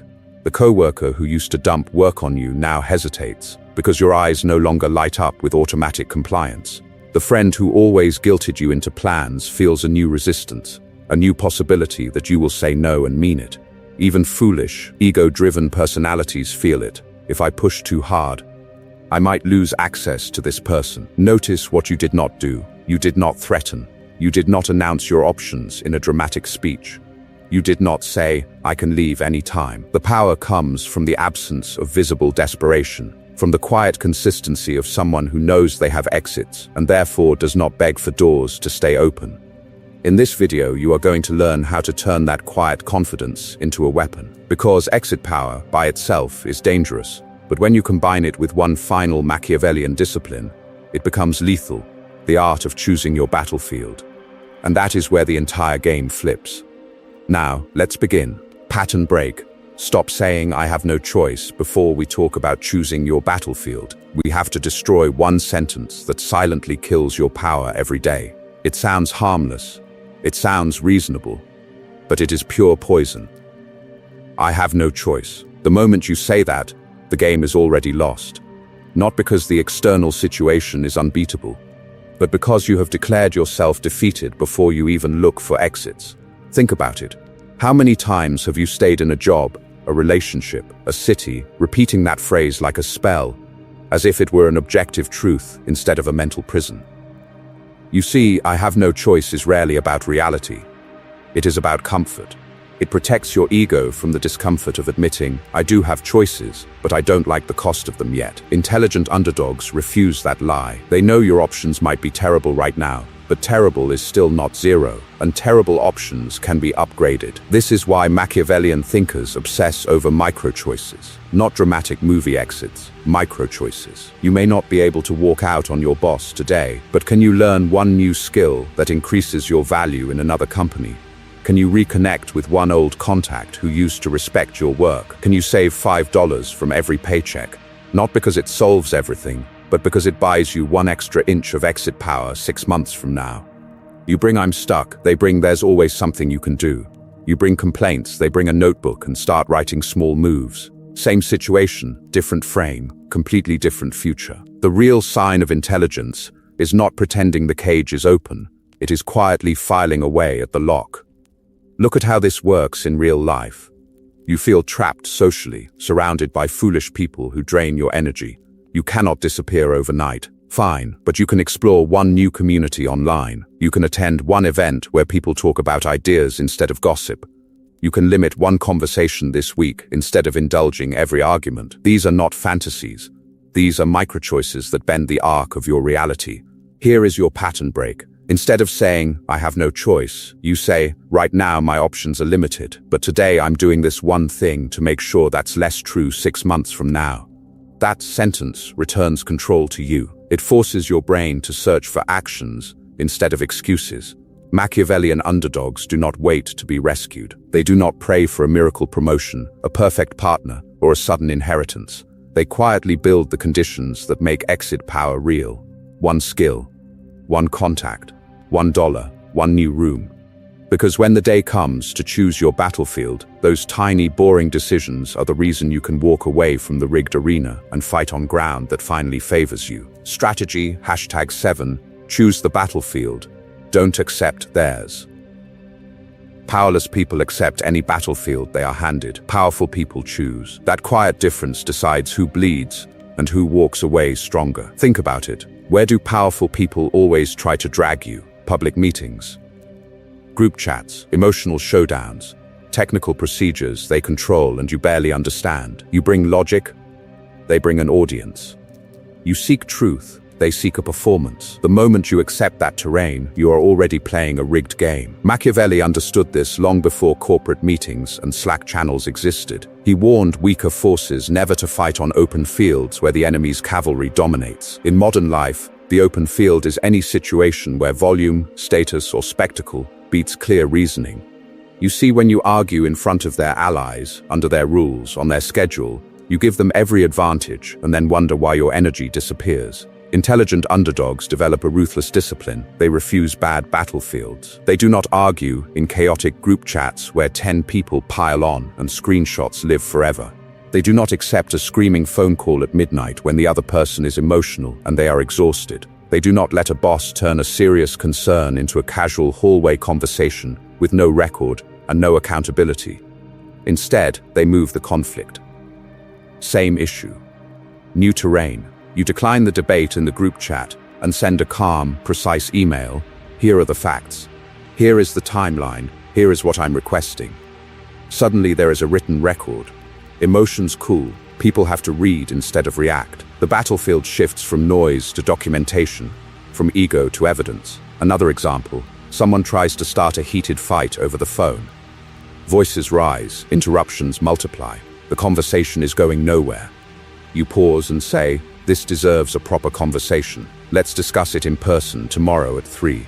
You move from an impulsive, emotional arena to a face-to-face setting where body language, pauses, and silence regain power. The same person who was brave behind a screen becomes more cautious when they have to look you in the eye. This is why format, timing, and audience are weapons. Change the medium and you change the psychology. Change the timing and you change who is prepared. Change the audience, and you change whose ego is at risk. The real sign of intelligence is not a perfect argument, it is the ability to control where the argument happens. Strategic people even use neutral third parties as terrain. Instead of confronting a powerful manager alone, they bring the issue into a scheduled meeting with HR or a mediator. Suddenly, the boss's informal dominance shrinks under formal rules and written policies. Their status cavalry cannot charge in a narrow pass. In this video, you are going to learn that underdogs do not win by being louder, they win by making the enemy's strength irrelevant.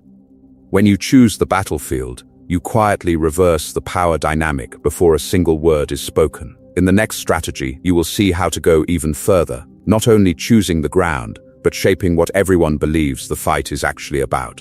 Timing, context, and the art of making them look wrong you see, once you control what the fight is about. The next level is far more subtle. You control when and where their behavior is judged. The same action that looks powerful in one moment can look pathetic, even dangerous, in another. Power is not only what you do, power is when and where people see you doing it. Think about it. A raised voice in a chaotic meeting can look passionate or decisive. The exact same outburst, calmly described 2 weeks later in a performance review, suddenly looks unprofessional, unstable, and hard to defend. Nothing about the behavior changed, only the lighting did. Your job as the underdog is to move the spotlight. This is why intelligent people stop trying to win in the heat of the argument. When your boss is red-faced, slamming the table, calling you incompetent in front of everyone, that is their battlefield. High emotion, no memory, no transcript. If you fight there, you look defensive. If you stay calm, take notes, and let them burn energy, you quietly collect ammunition. The real sign of intelligence is what you do next. You do not confront them in the hallway and trigger their ego again. You schedule a one-and-own. Or you wait for the formal performance cycle. Or you walk into HR with a neutral expression and a simple description. Last Tuesday, during the client prep meeting, my manager raised his voice, called me useless, and pounded the table several times. Same story. New context, new judges. Now the frame is different. You are calm. They are the one who looks out of control. You are talking about standards, not feelings.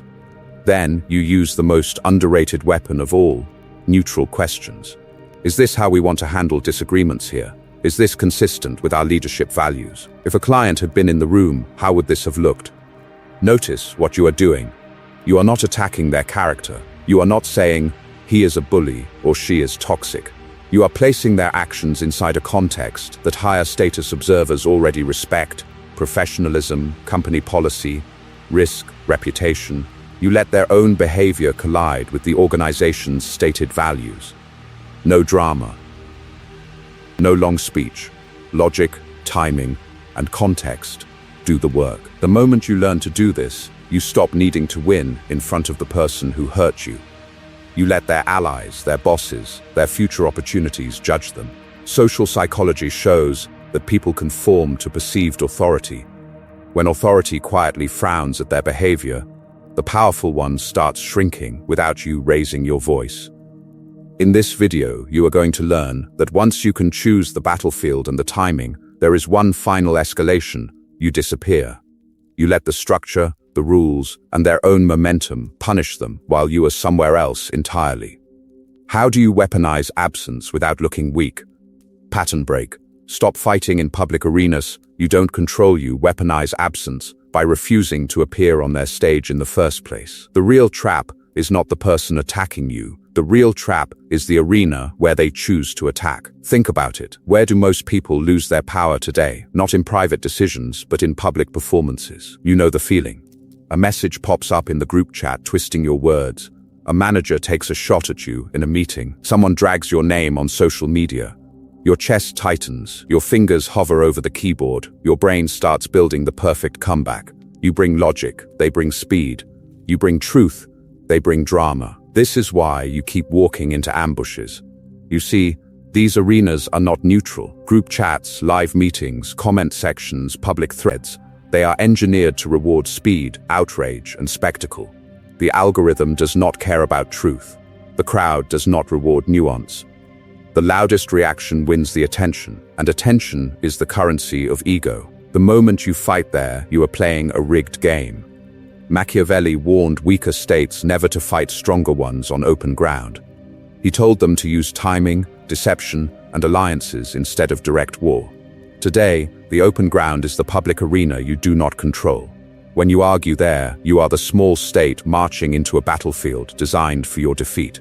Intelligent people understand this. They do not confuse public noise with real power. So what do you do when someone misrepresents you in front of everyone? You delay. You step back. You breathe. You ask a different question. Where could this conversation happen where I am not at a disadvantage? That single question is a pattern break. It pulls you out of emotional reflex and back into strategic control. Instead of firing back in the group chat, you send a calm private message. Hey, let's go through this one-on-one. Instead of defending yourself in a chaotic meeting, you request a scheduled call with an agenda and written notes afterward.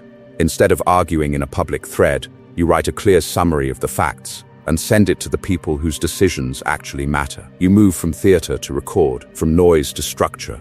Notice what happens when you do this. The foolish person who wanted an audience now has to deal with you without their crowd. Their performance energy collapses. Their contradictions become visible. In a mediated discussion with clear rules, their volume loses value and your logic finally has room to breathe.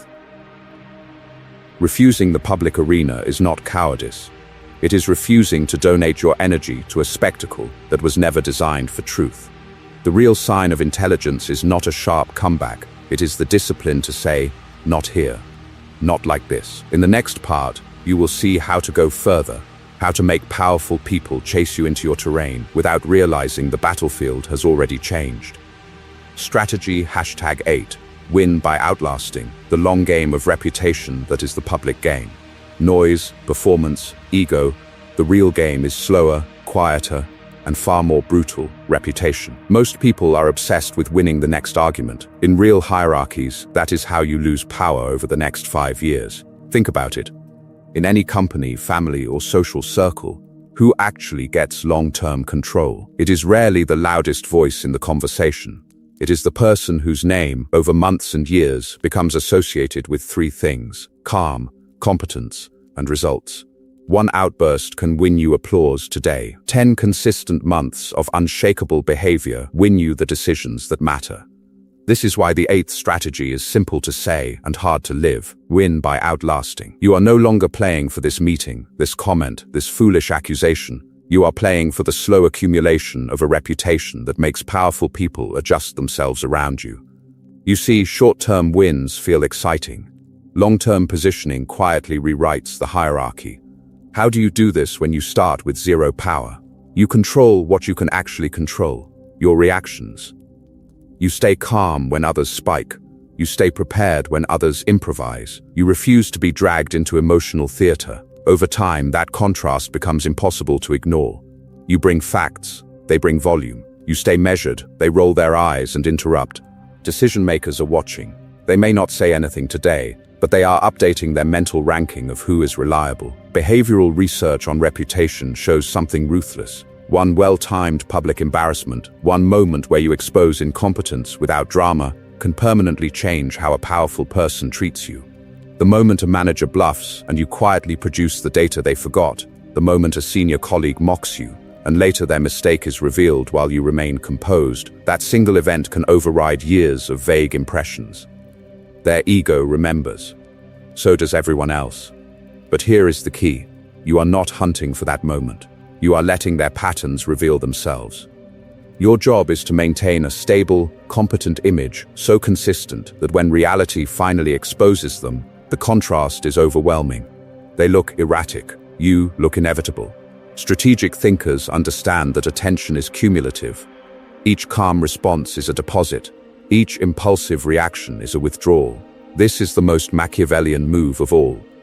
You sacrifice the thrill of winning today for the deeper power of being unshakable tomorrow. The real sign of intelligence is not a clever insult. It is the patience to let time do your arguing. In this video, you are going to learn how to turn that quiet, durable reputation into something even stronger. A form of exit power that makes people think twice before ever putting you in a weak position again. Receipts, patterns, and the day everything flips, that exit power does not appear out of nowhere. It's built, brick by brick, on something very unglamorous: receipts, and patterns. The moment the room finally sees those patterns, the entire dynamic tilts, and people swear it happened overnight. Picture this. For months, you've been the quiet one. You answer emails clearly. You confirm decisions in writing. You stay calm in every heated conversation. Meanwhile, the other person is comfortable. They raise their voice. They contradict themselves. They make promises in meetings that mysteriously vanish later.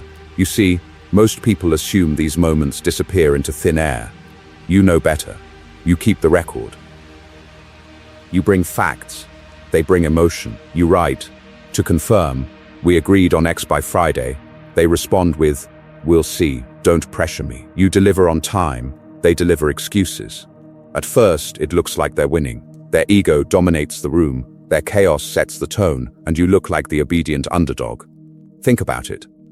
How many times have you watched a foolish, loud person seem untouchable simply because no one had the patience to document reality? Then comes the day everything flips.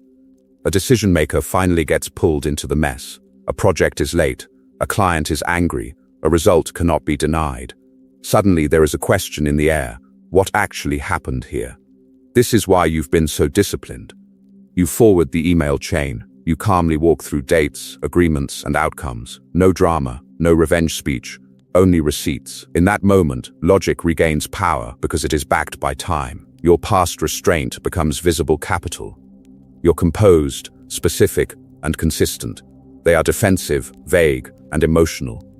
You look like a person protecting the truth. They look like a person protecting their ego. The real sign of intelligence is not that you win the argument, it's that you no longer need an argument at all. The pattern speaks louder than you ever could. From the outside, people say, "Wow, that turned fast." It did not.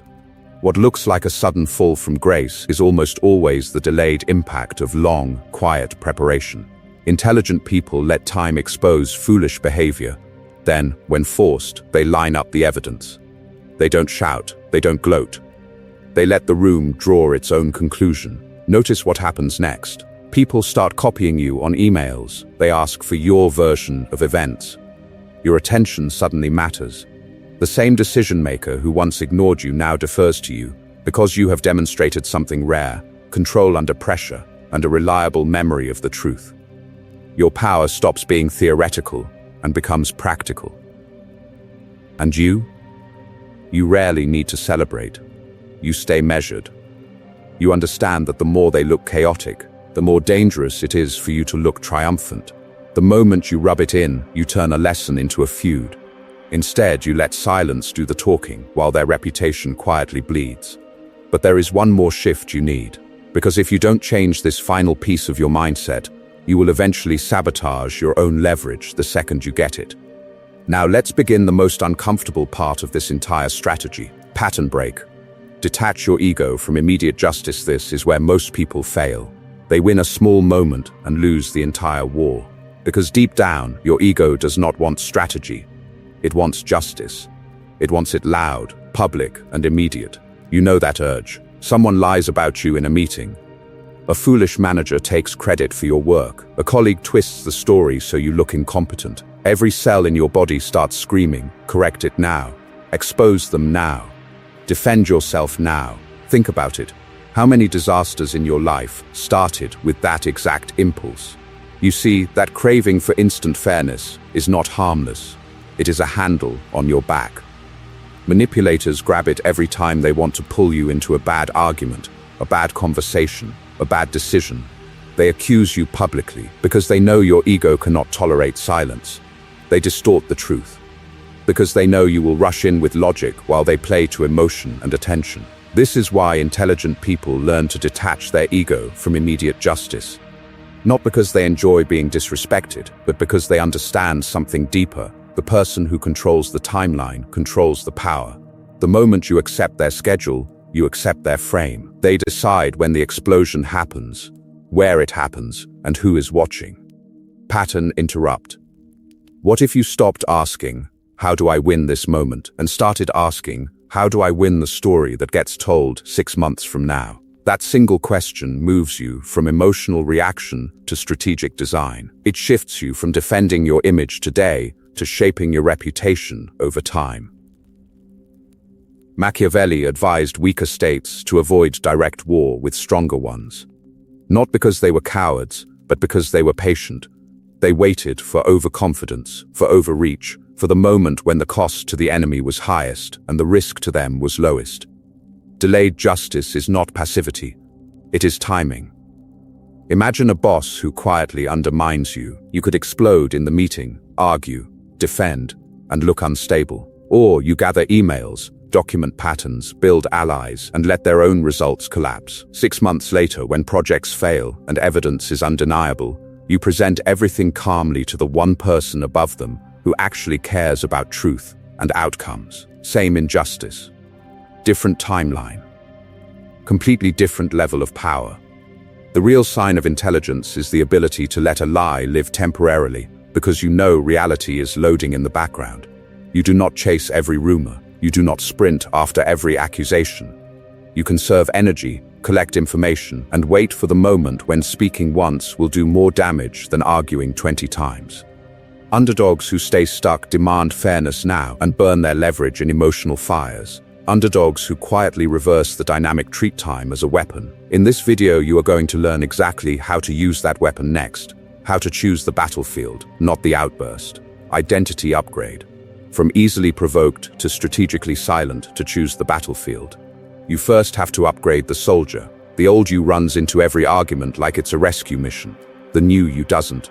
The new you studies the terrain in silence. Up to now, your identity has been trained by chaos. You get provoked, you rush to explain. You burn energy trying to be understood by people who were never listening. You bring logic, they bring louder ego. You clarify, they twist. You raise the truth, they raise their voice. Think about it. That version of you is easy to control because anyone can hijack your attention with one irritating comment. The identity you are building now is the opposite. You become selectively responsive, not emotionally available on demand. You answer slowly. You observe first. You let other people reveal their foolish patterns while you remain hard to read. Powerful people notice this. They are surrounded by reactors. When they meet someone who controls their reactions, they feel something different, respect. You see, emotional discipline is rare. The real sign of intelligence is not how fast you argue back, but how precisely you decide when not to. Machiavelli advised weaker states to avoid direct war with stronger ones. You are doing the same at the level of conversation. You refuse to fight where their ego is strongest. You conserve power by not giving them the show they want. So how do you make this identity real, not theoretical? You install micro-habits. The first is the 3-second pause. Someone throws a jab, makes a passive-aggressive remark, challenges your competence. Old you snaps back. New you lets 3 seconds pass. You breathe, you look at them, you let the silence sit in the air. In those 3 seconds you decide, is this worth my energy, or is this a foolish performance? Second habit, ask one clarifying question instead of defending yourself. They accuse you of something vague. You say, what exactly do you mean by that? They generalize. You ask, can you give a specific example? Now the battlefield shifts. They must define, not you. Often their argument collapses without you lifting your voice. Third habit, postpone heated talks. The moment you feel your pulse spike, that is not a signal to push harder. That is a signal to reschedule. You say, this deserves a proper conversation. Let's come back to it later. You are not escaping. You are refusing to fight when your control is low and their ego is high. Every baited argument becomes a test now. Am I the old version or the new one? Do I react or do I choose? This is why silence's power cannot stay a quote you like. It has to become a daily practice. The moment you treat silence and selectivity as skills to train, not traits you were born with, the dynamic quietly reverses. Next, you will see how this upgraded identity lets you redesign the battlefield itself, so even when you speak, the terrain belongs to you. Rewiring your triggers when being misunderstood no longer hurts. Now, let's begin to redesign something even more important than the battlefield, your triggers. Because if the terrain belongs to you, but your emotions belong to them, you still lose. You know what hurts the most for intelligent, conscientious people? It's not being criticized. It's being misrepresented. You speak carefully, they twist a sentence. You act with integrity, they imply you had a hidden agenda. You tell the truth, they tell a louder story. Think about it. How many nights have you replayed a conversation in your head, wishing you had defended yourself better? This pain is not random. Manipulators depend on it. They know that the moment you feel falsely accused, your ego lights up like a warning siren. You rush to explain.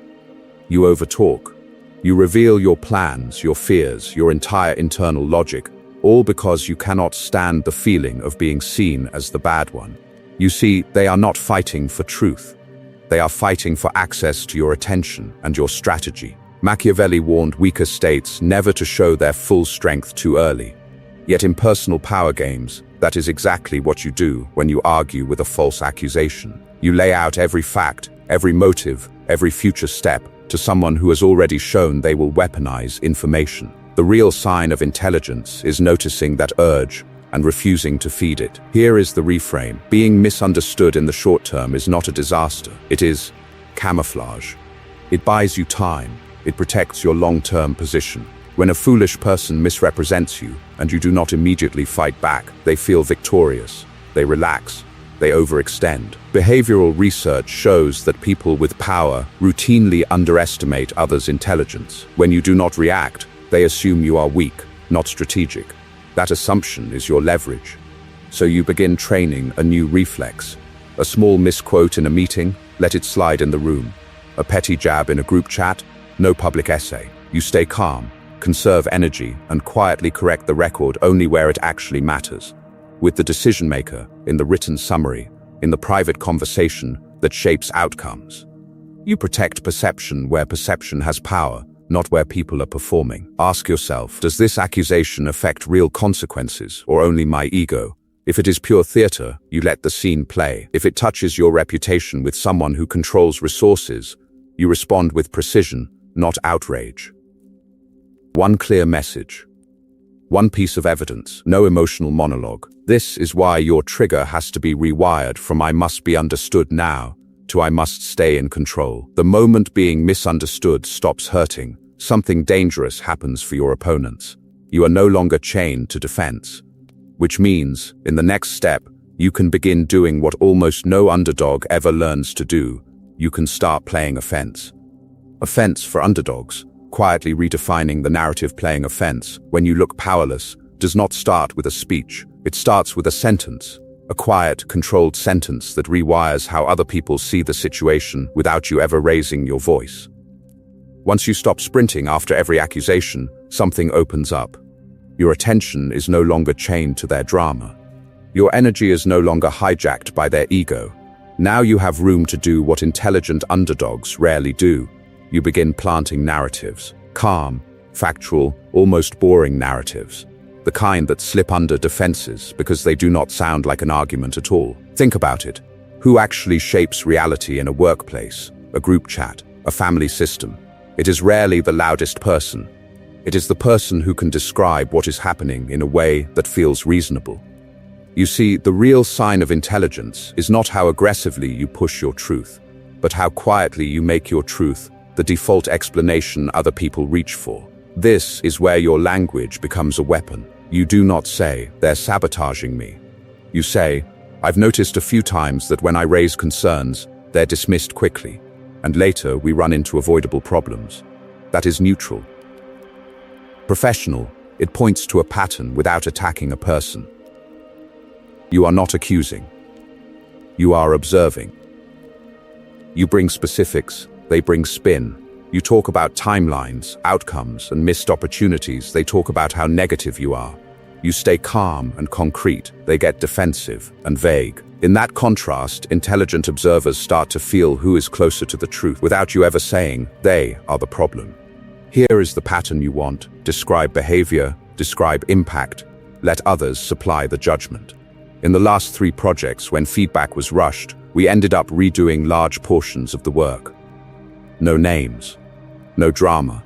Yet anyone paying attention can connect the dots to the person who always rushes feedback.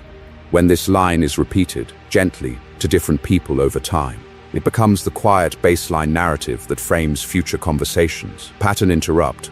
What if you never again said, "They're unfair," and only said, "Here is what keeps happening, and here is the cost"? Watch how that shifts the battlefield. People who were neutral start to feel tension between the image your opponent sells and the reality you keep documenting. This is why your goal is not to create chaos. Your goal is to make denial expensive, to make it impossible for intelligent people to keep pretending they do not see the pattern. The moment that happens, power begins to rebalance. And in the next section, you will learn how to turn these quiet narratives into concrete leverage and decisions that your opponent can no longer easily block. The Machiavellian mindset, seeing power where others see none, that is the turning point. The moment denial becomes expensive for them, your supposed powerlessness starts to crack. You see, what looked like a fixed hierarchy was always a story. They have the title, you have nothing. But that story only survives as long as you accept their definition of power. Most people stare at formal authority and stop there. Boss, parent, institution, expert. They assume that because the other side controls decisions on paper, they control reality. Think about it. How many times have you told yourself, "There's nothing I can do," when what you really meant was, "There's nothing I can do within the rules they gave me"? That is not powerlessness. That is obedience to a script. The Machiavellian mindset begins when you stop reading their script and start seeing hidden levers. Information control, strategic obedience. Exit power, battlefield choice. Timing, reputation. Each one is a way to bend the situation without raising your voice, without a dramatic argument, without announcing that you are doing anything at all. Information control means you decide what enters the conversation and when. You hold back certain facts. You release others at precisely the moment they carry maximum weight. Behavioral research shows powerful people routinely overestimate their control and underestimate others' intelligence. When you are quiet, when you do not rush to correct, they reveal more than they should. They walk into traps they built for you. Strategic obedience is when you appear compliant while quietly changing the terrain. You follow the order, but you document everything. You say yes in public, then you shape how, when, and with whom it is executed. On the surface you look loyal, underneath you are moving pieces into a position where their own decision limits their options. Exit power is the silent threat that you can walk away. In negotiations, this is called your partner, your best alternative. It does not need to be glamorous, it only needs to be real. The moment you have somewhere else to go, emotionally, socially, or economically, their control over you is no longer absolute, and your energy stops leaking into fear. Battlefield choice and timing are about refusing to fight on their terms. Weaker states in Machiavelli's world did not charge straight into stronger armies. They used alliances, terrain, and patience. You do the same. You avoid public showdowns where their status wins by default. You wait until results, documents, and third parties stand quietly on your side. This is why Machiavelli's real lesson for underdogs was never be evil. It was, stop fighting where they are strong and start attacking what they do not see. Their blind spots are your leverage. So take your toughest situation and interrogate it. Where is the asymmetry I can use? What do they assume that is not actually true? Which lever do they ignore because it flatters their ego to think they already control everything? The real sign of intelligence is not feeling powerful when you win. It is refusing to feel powerless when you do not.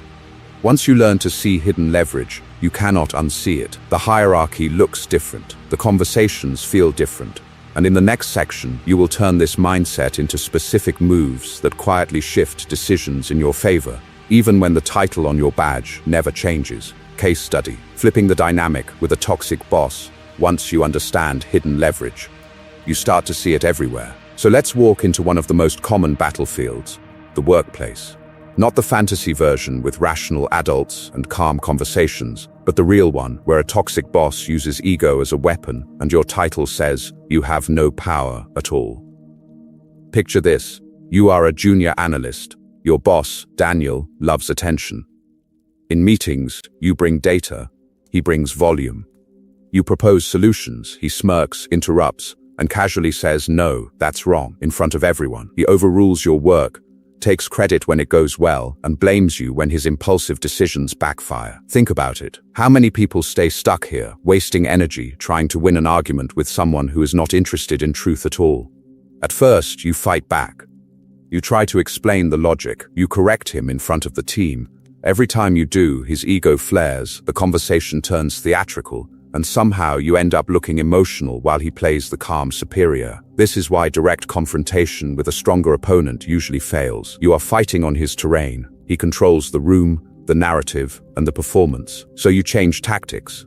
Strategic obedience. In the next meeting, when he dismisses your idea, you do not argue.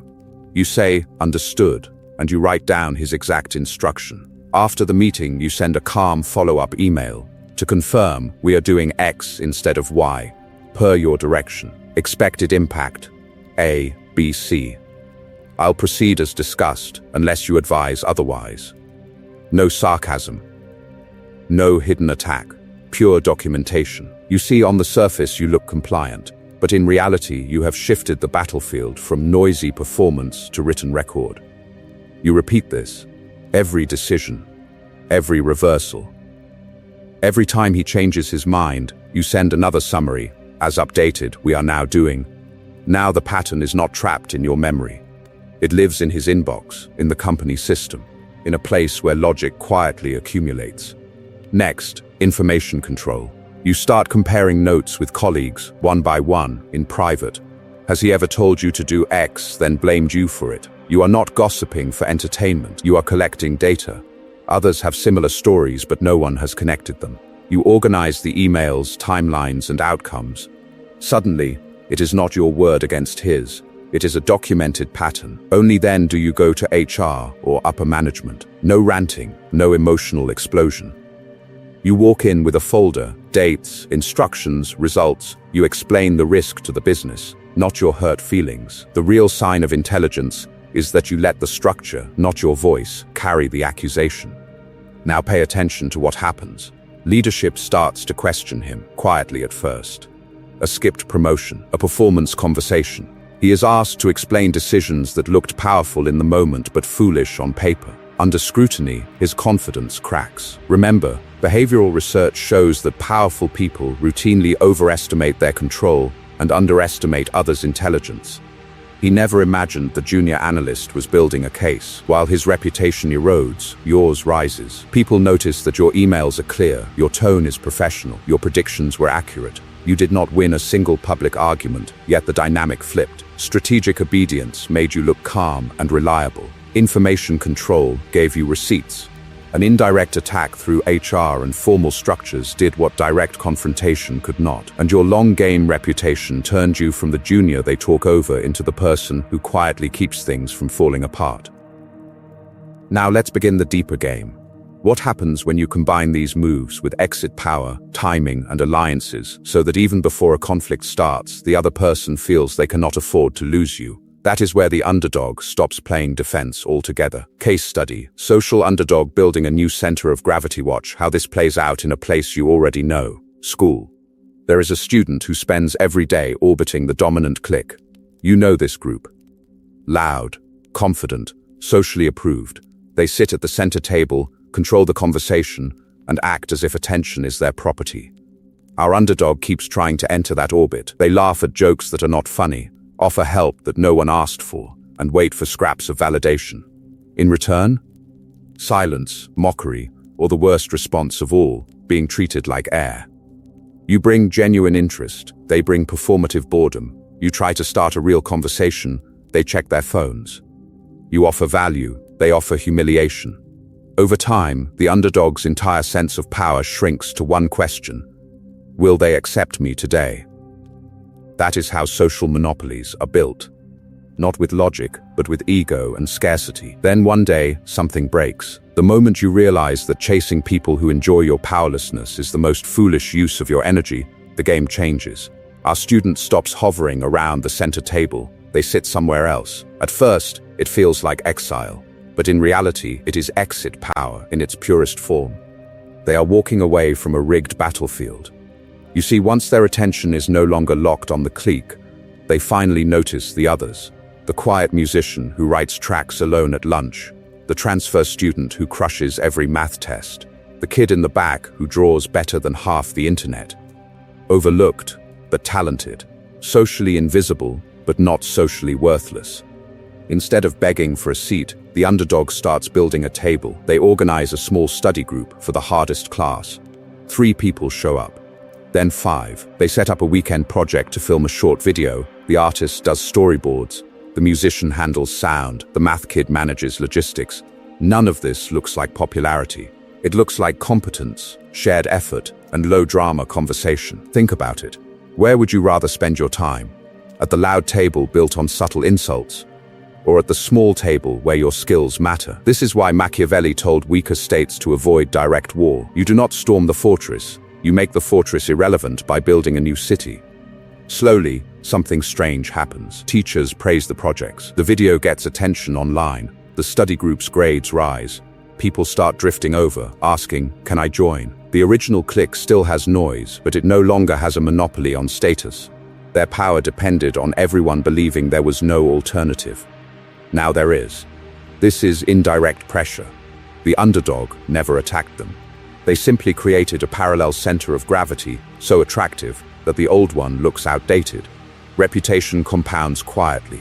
The real sign of intelligence is not winning the argument at the popular table, it is making that table irrelevant to your future. In the next part, you will see how to apply this same pattern in workplaces and families, where walking away is harder and the stakes are much higher. Case study: the startup that refused to fight on the giant's terms. And this is not abstract theory. Let me show you what it looks like when an underdog uses these laws against a giant that, on paper, should crush them. A tiny startup walks into a market owned by $1 trillion company. The giant has the money, the reach, the brand, the lawyers, the lobbyists, the default status on every device. You see, most people in that position try to fight with the same weapons. They burn investors' cash on ads, chase every feature comparison, and enter an argument they can never win. This team refused. They were building a project management tool.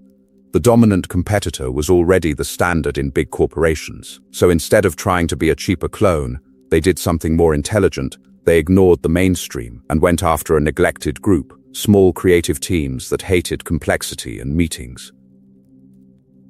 Think about it. The giant was focused on enterprise contracts, compliance checklists, and endless integrations. The startup focused on one thing: making collaboration between 3 to 10 people feel effortless. No bloated dashboards, no 12-step onboarding, no sales calls. They built one niche feature that the giant treated as an afterthought: real-time collaboration that felt like a group chat, not a spreadsheet. This is why they won their first micro-market decisively. They wrote content only for designers, indie studios, and tiny agencies. They joined their communities, answered questions, and gave away access. While the giant was busy negotiating with Fortune 500s, this little product became the default for a small tribe that actually talked to each other every day. The moment you become the obvious choice for any clearly defined group, you gain real power. Journalists need a story, not a spreadsheet. So when they wrote about how small teams are escaping corporate tools, who did they feature? Not the giant. The startup.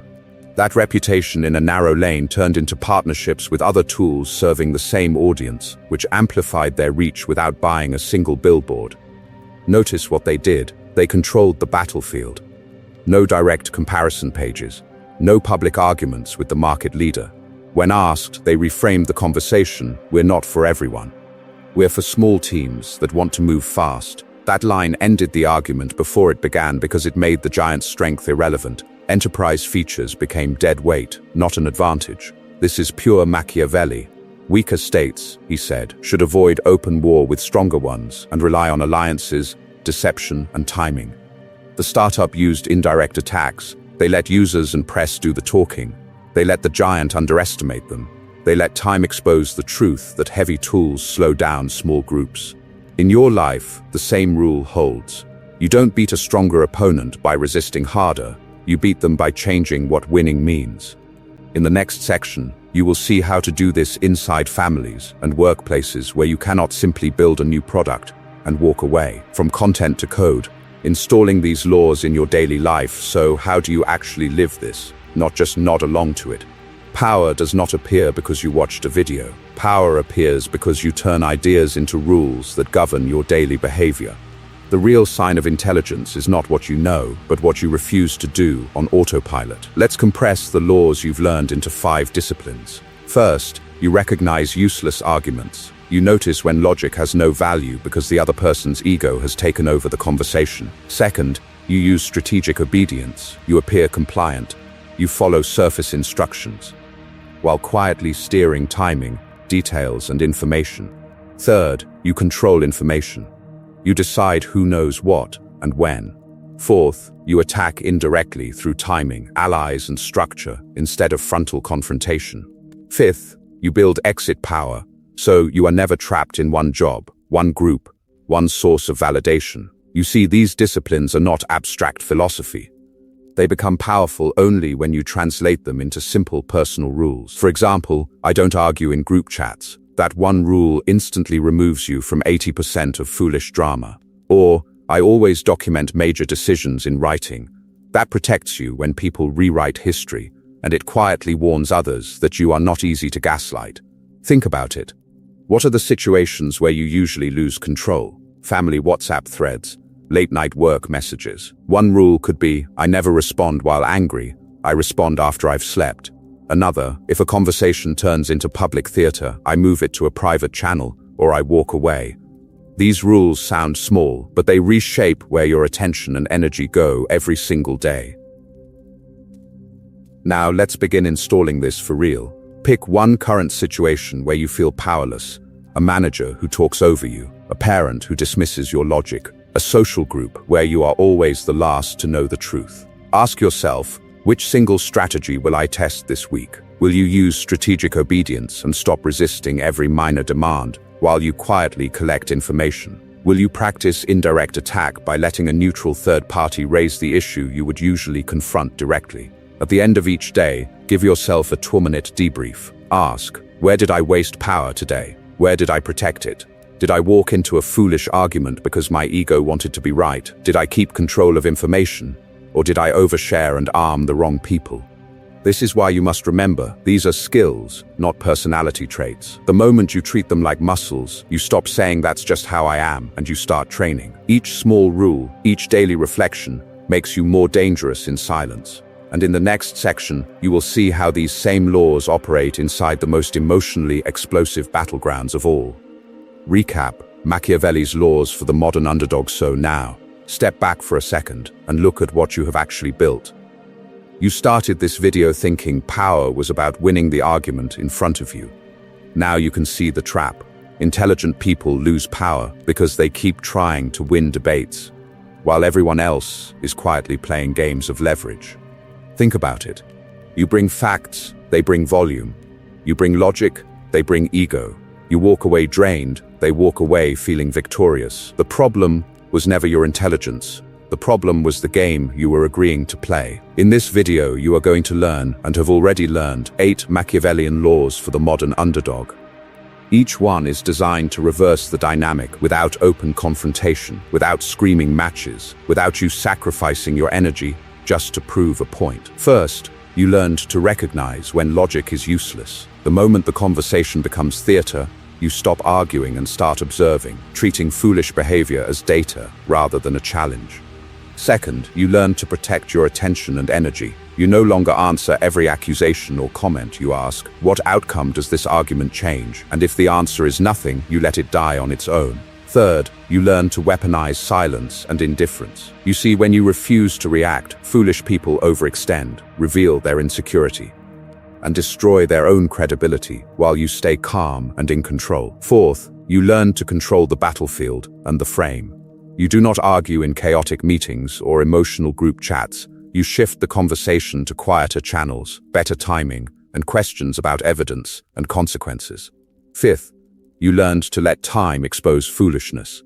Instead of chasing every lie, you let reality build your case, so when you speak, the results are already on your side. Sixth, you learn to use strategic obedience.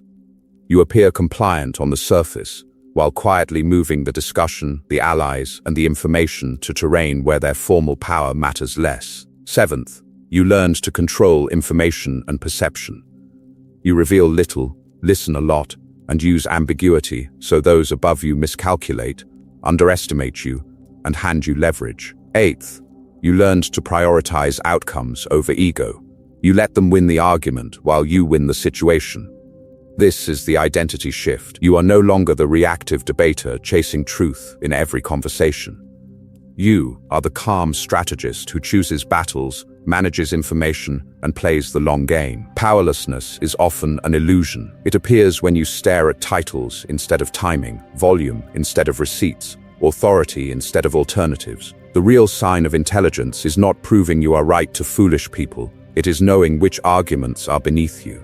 In the next section, you will see how these same laws operate when everything is on fire. Public attacks, emotional outbursts, and high-stakes confrontations where one wrong reaction can cost you far more than an argument.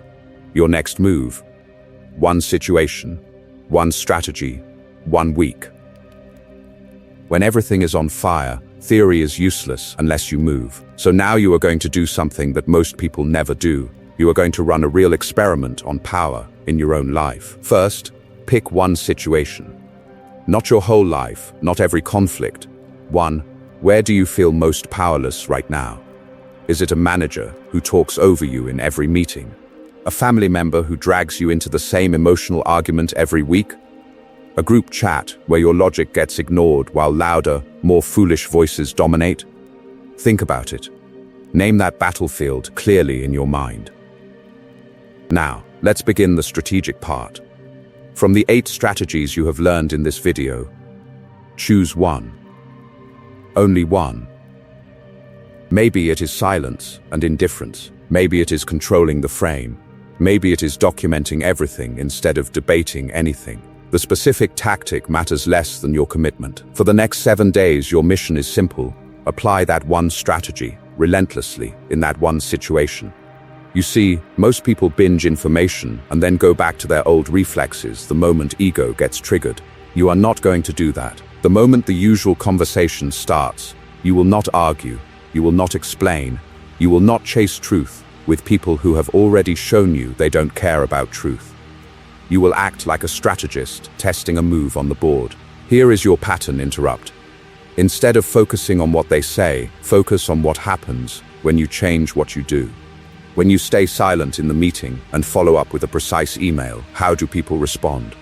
When you refuse the emotional bait from a relative and calmly change the subject, what shifts? When you delay your response by a day and answer with facts instead of feelings, how does the power dynamic feel in your body? Track it. For 1 week, treat your attention like a scientist treats data. Write down when you used the strategy, what they did, what you felt, and what the outcome was. You will start to notice something important.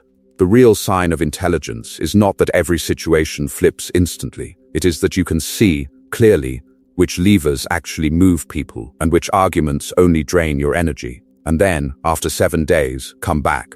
Go to the comments and report what changed, what got worse, what surprised you. Your story will not only hold you accountable, it will become part of a quiet archive of underdogs learning how power really works. This is why even tiny actions matter.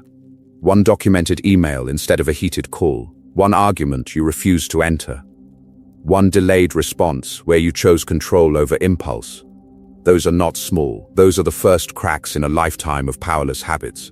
In the next section, you will see how to stack these small strategic moves into something much larger. A long game that quietly reverses the entire power dynamic while everyone else is still arguing about words. Comment ritual. Declare your new power rule. Those small cracks become something much more dangerous the moment you declare a new rule for your life. Not a vague intention. A law. Right now, I want you to write yours in the comments. Pick one concrete power rule you are adopting from this video. One sentence. Clear sharp, for example, I don't argue with people who aren't listening. Or, I document, I don't debate. Or, I don't explain what time will prove. You see, the exact wording is less important than the standard it sets for your behavior when the next foolish argument tries to pull you in. Why write it publicly? Because the moment you move a thought from your head into visible text, you cross a line. A private wish becomes a public commitment. Other people can see it. You can't pretend you never decided. This is why intelligent people use written rules to control their own ego and energy. They understand that when a rule is visible, breaking it feels more expensive. Think about it. The next time someone tries to bait you into an emotional conversation, your brain will remember, I wrote that I don't argue with people who aren't listening. Now, if you explode, you are not just reacting, you are violating your own law. That tension is useful. It holds you to a higher standard when your impulses want to drag you back into chaos. I also want you to turn the comment section into a library of underdog power rules.